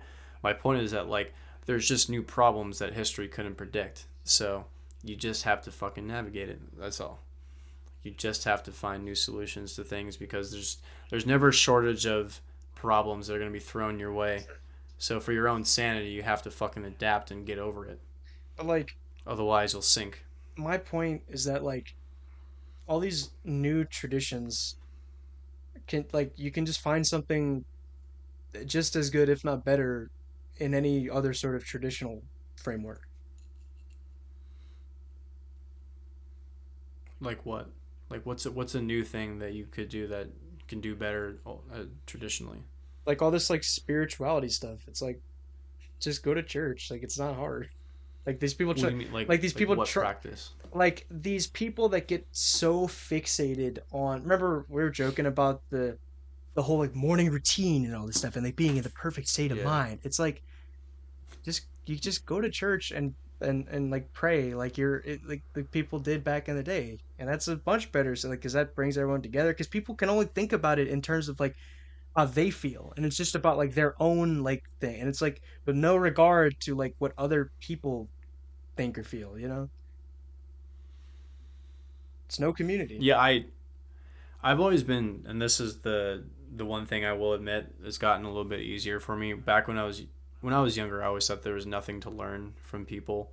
Like I had that like pretentious guys, right? So it's like if I had to deal with people that I thought were insufferable, the But just from my experiences, and like I said, there's a silver lining with everything. There's always something to be learned from every experience or anyone that you talk to, whether you agree with them or you disagree with them. So I think getting over the hurdle of, and that's why I don't, and this is my, because like I don't have a problem with traditional views in terms of, because like some of them can be like pretty constructive and have good disciplines in them. I don't like them for the arrogance of like the people that believe that that's the only way to solve problems and that's the only way that you should believe things is through traditional lens, and it discounts the experiences of other people that have gotten to the same conclusion from a different way. That's really my biggest problem with it. I'm not really arguing against traditional values in terms of their effectiveness. I just like, I don't like when people discount other ways to um, achieve that. But like, what would people? What is it? But like, what do you mean achieve the what? Like just sanity or just like elevated consciousness or mental, spiritual, and physical success. Like whatever problem you need to be solved, you have solved. The different ways that you have to solve that problem. So it doesn't. I'm really basing it on every single aspect of life. Like whatever your problems are, there's different ways to solve them, and they Yeah. might come from the same root, but there still is different ways. No, I agree with you in that sense of just like living a better moral life, I guess. Because like just because like I'm a Christian, I'm from the West, doesn't mean I can't look to the writings of Confucius or something like that, right? But Yeah, you can take everything right, and apply it to your life. That's my point. but some are better than others, right? But like, Well, it depends. do you see the point I was making about how those things can never be at the expense of the ultimate goal, which is heaven, like your salvation? Like, can you see what I'm I saying? mean, At yeah, least, like, if you're living under that guise, then yeah, like there's only a handful of ways to do that. But like I said, the fact that you still have to deal with things on this planet, like you don't have to be miserable the entire time you're here, and then also to just, I feel like you can achieve heaven and still be better on this planet. You know what I mean? I don't feel like one has to be one or the other. oh yeah, I feel you like you don't can still have do to, both. like I was explaining, you don't have to like live some like horrible, sad, like tragic life to go to heaven. It's just because like I always talk about how sure, like I feel like I have found that sanity, that peace, that equilibrium in the Catholic tradition, right? But a lot of that comes from like just the knowledge of like things have eternal consequences, and I'm either going to spend eternity, right, in eternal bliss with God, or commit blasphemy of the Holy Spirit and go to hell by my own accord. Because we have like every civilization has the higher purposes that they like all know they're called to, right? Especially the theistic philosophers believe this, like Aristotle and Plato and Socrates. They all realize that like humans are made for more than just like temporal earthly matters, like the cosmos. That's how the Greeks understood it, and like Marcus Aurelius, in the Roman tradition. Um, but it's just like, Yeah, oh, sorry. So what? I was gonna say honestly, I if I had it my way, I would not even want to worry about. I wish I could worry about nothing on this planet. I wish I didn't have to worry about money, having about worry about my purposes here. Like I wish I could just continuously think beyond, while also living in the moment. So it's like I hope like obviously like I'm hopeful that this isn't the last adventure is on this planet. I hope there's more out there, but I wish I didn't have to deal with any of it. My point is like the fact that I do, and the fact that like I don't want it to make me drown because I have to deal with the problems and the mistakes of other people before me, and also currently living in this timeline with us. So that's why I choose to reject a lot of it, because I feel like a lot of it's good advice, but it's just not applicable. So I have to find things that are just applicable to my life. And if I have this overwhelming feeling that I had to live my life so I could get into heaven, because like I remember I used to feel that way, and honestly from my perspective, and this is just me, I was just anxious all the time. Like I was always second guessing everything I was doing. I was more timid. I didn't have a good grasp of how to live life because I wasn't sure if I was doing the right thing. And again, that doesn't really mean anything, but it is what I felt. So again, like I don't think I need to look to a greater purpose to live my life better on earth, even though I wish I didn't have to deal with anything earthly. I wish I could just have nothing and be happy. I honestly would just rather be left alone to my thoughts and just try to elevate myself that way and really explore myself. Yeah, I wish I didn't have I to mean, deal with with the all heaven this. thing, like, man, like you were just thinking about that the wrong way. Like, you're not supposed to be scared about it. No, I know, and that's what I'm saying is that like the fact that I was thinking about like what I was constantly thinking about what was gonna happen after I died, right? And that was just because of the way I was raised, and that was I never had that fear like implanted into my head from other people. Like no one told me specifically, like no one made it harsh like that. But it was just the fact of like I didn't feel like I was living my life under that guise or that it would like when I like I was scared like if I died right now like I didn't do enough to get into heaven, and that's neither here nor there. Like I said, that's all a personal thing. But the fact that like it was just not helpful for my life because I just couldn't get out of that loop, and even if I thought about it the right way, it's just the fact of constantly having to think about that in the back of my I mind. Like think it'd be like counterproductive for me. once like you still operate with the same understanding, right, of heaven and hell, but then you kind of come to grips with it. I just think that's when like you like it enter this kind of like I just feel so at peace knowing that, right, like I said, like God has the last word. After every atrocity that happens, I know that He is justice, right? Like God is love, and He's also justice, right? But also I know that like every sort of problem, every sort of material problem I've had or I've worried about here, I've just taken it to its conclusion where it's like I was just so stressed about this thing coming up at work, and it's like, oh, like what if I lose this job? And it's just like, okay, and then and then like I realized so many of these things. I realized at the end of the door, like it's open and Jesus is there, like He's never left. Um, and it's just the like state of mind you achieve. It's like the true, not like the like the stoner like when they're like, yeah, I achieved like nirvana. It's like the actual like uh like you just feel like it's incredible. I don't know how else I could describe it. It's just this incredible peace. I mean, it's such this. I'm so happy. I feel so grateful. Feel like I enjoy everything I do. Like I don't get bored anymore. I don't just have these lulls because I know that Jesus Christ loves me, right? And He created me and He created all of us and He loves all of us, right? And I know that if I follow His commandments, I receive His sacraments, right? I know Him, I love Him, I trust in Him, then like everything's gonna be fine. There's nothing to worry about, you know? And if someone shoots me tomorrow, I would have lived a great life, you know? And I would have been very satisfied with the life I lived.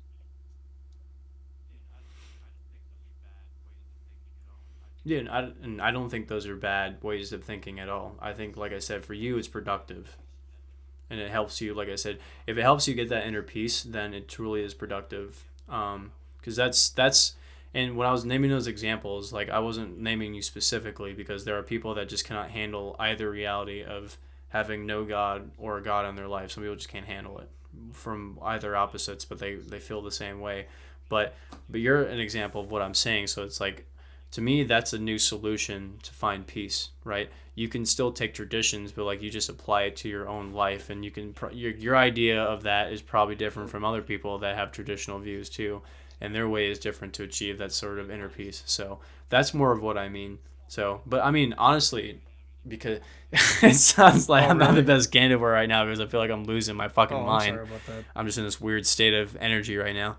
But no, I'm glad you actually found something that you truly like can relax and like you can just enjoy the present, because that's really the most important, because that's what I meant like before, and I was saying, life will fucking get to you at every angle, so you have to adapt and you have to find Right. your own sort And of sanity. That's and like more of like what I I've mean. said, I understand what you're saying. But I was like bringing into the point that I just made, it's that like I arrive at these conclusions through like the teachings of Jesus, right?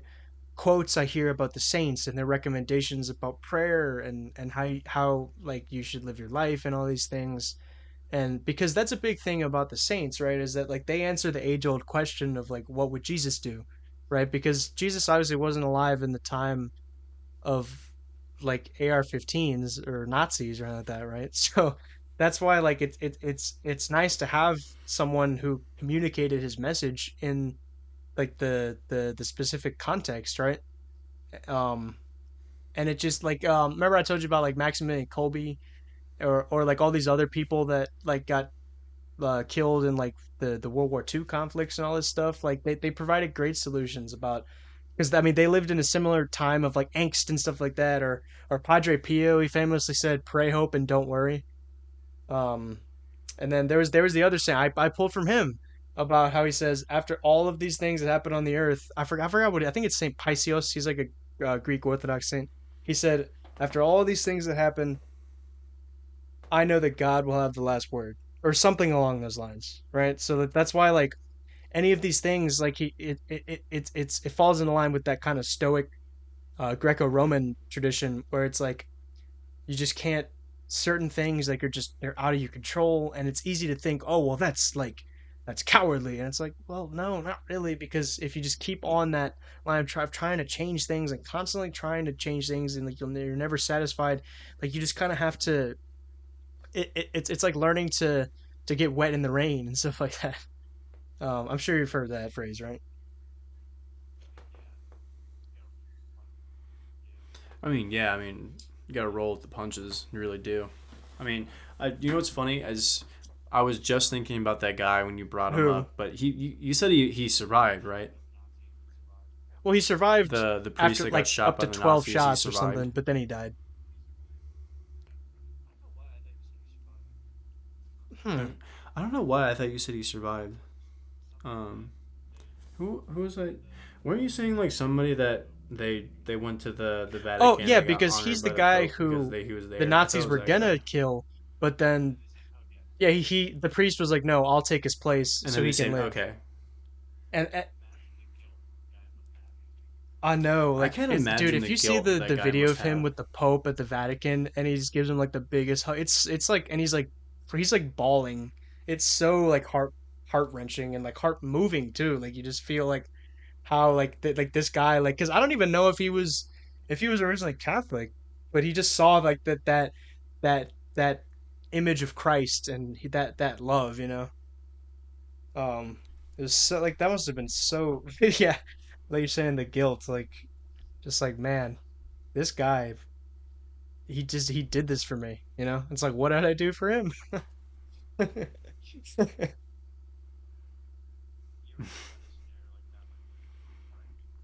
You always think about in a scenario like that, like what is Yeah, even the I right way mean, to do? Like what, if like would this you do guy the is same? going up, I would, and you can pull me to that. I mean, God, I'll Interesting. pray that I don't want to be in that situation, right? Right, but preferably not, right? I preferably just want to Yeah, die fucking. old age in my sleep, right? But if that is to come, so be, you know.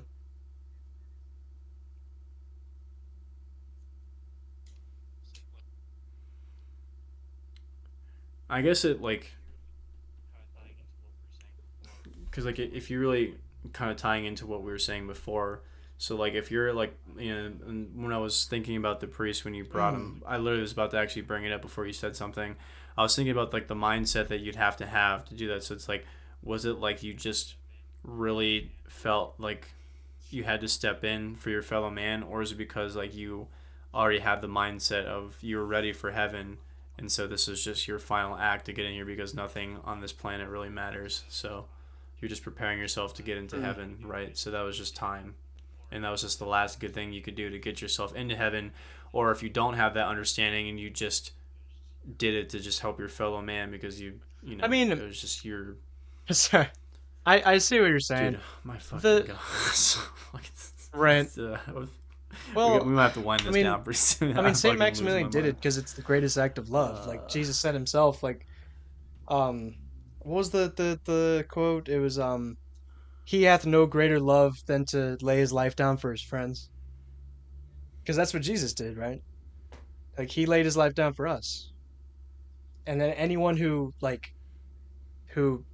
does that in I, return, like they're mirroring that same image.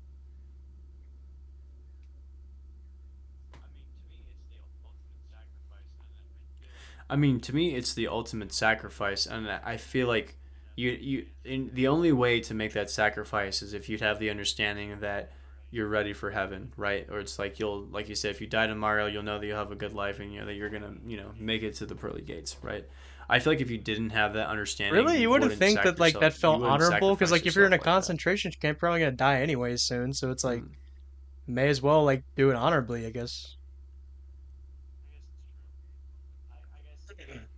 And you could I feel guess it's like that true. that guy. I'm sure that guy I must have guess felt a bunch of relief I don't know. when It's the like the when the priest just asked for to like you know what I'm saying.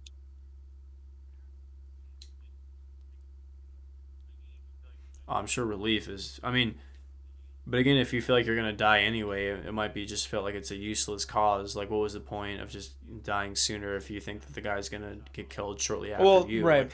who's to say the Nazi women like shot both of them? Because like, oh, you want to take his place? Boom, boom. Like, you couldn't predict that kind of shit. So that's what I'm saying. Like the mindset that you'd have to have. Like, you're just ready for heaven, and That's this is just your yeah. last good deed before you go, kind of I thing, mean, right? But other than that, I don't see I the mean, yeah, that reason. that's Because true. you're both, Like like he you could said, have you're both thought, gonna die well, anyway. yeah, I know. Well, because that's the thing. Like you said, But he he could survives. like It's Saint crazy. Maximilian could have thought like, well, he's probably gonna die anyways. May as well just die now. But it's like in spite of all that, in spite of like analyzing all the options, he just decided, no, I'm gonna die for this man just in the same way that Christ died for us. Like regardless of what happens to him afterwards, you know? Because like the apostles, right? Like after Jesus died for them to save them, when all of us, right? All like 11 of the 12 apostles were martyred, right? In brutal ways, I must add. They were. It was really awful what happened to them. But he knew, like, oh, sorry. I guess it really But he knew food that for like thought he is was like conferring, like he go ahead. was showing that image of Christ to someone else. And any like he was evangelizing. He like because I was explaining to you there's different ways of evangelizing. It's not just going to the street and reading people Bible verses, but it's also like doing what Jesus did. Like you said with the charity and the work camps and all that stuff. That shows people a lot, you know. And if you see that he probably was like, not only am I going to heaven, but I'm bringing this other person to Christ, and all these other people, these Nazis will see it. Maybe they'll change, you know. It changes everybody because Christ changes everybody. He really is Yeah. the force that civilizes this world, you know.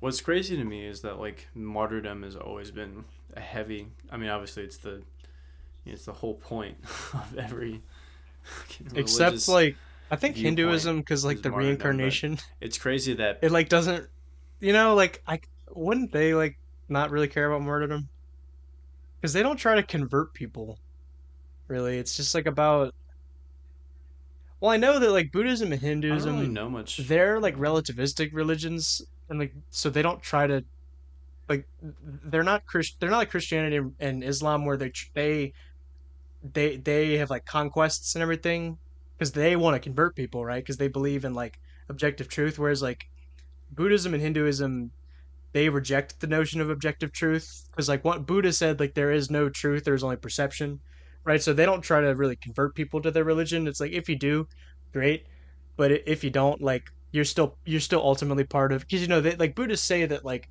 Jesus is still part of like Buddhism and all that, like they accept like that they're a very um like pantheistic kind of way of thinking of the world.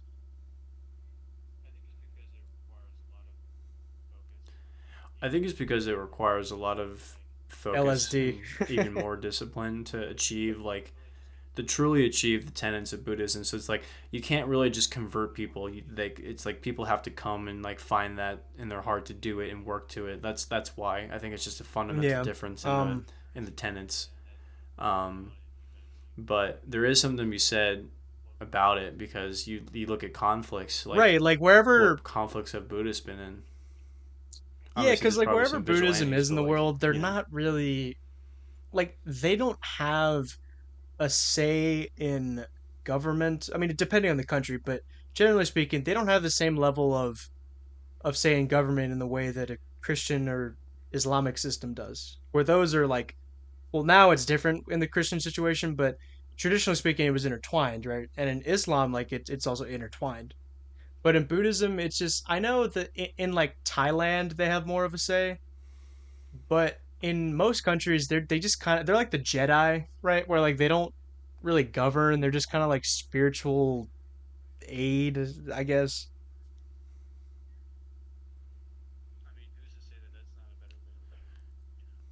I mean, who's to say that that's not a better way to Yeah, live? Buddhism is You know, it's the most that's kind of my comparable point. Eastern religion to Christianity.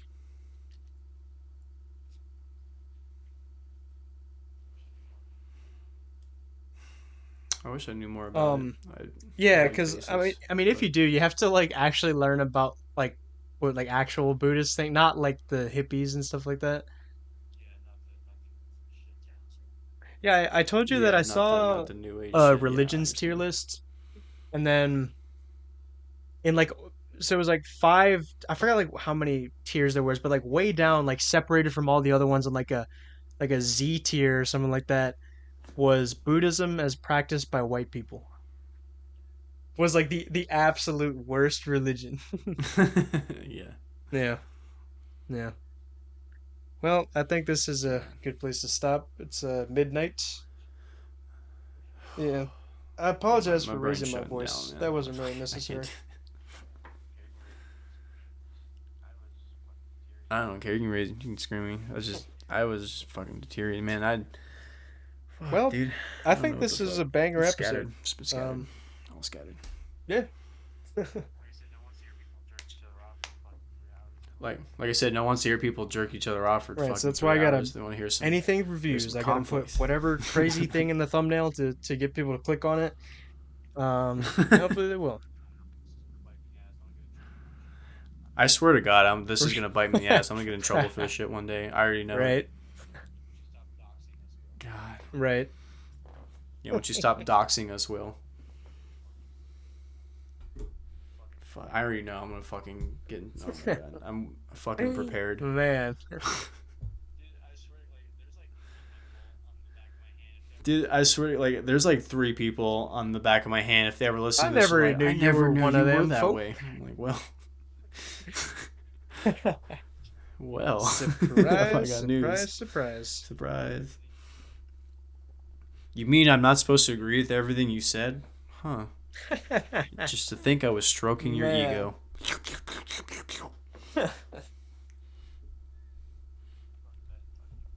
Ah, yep. Good night.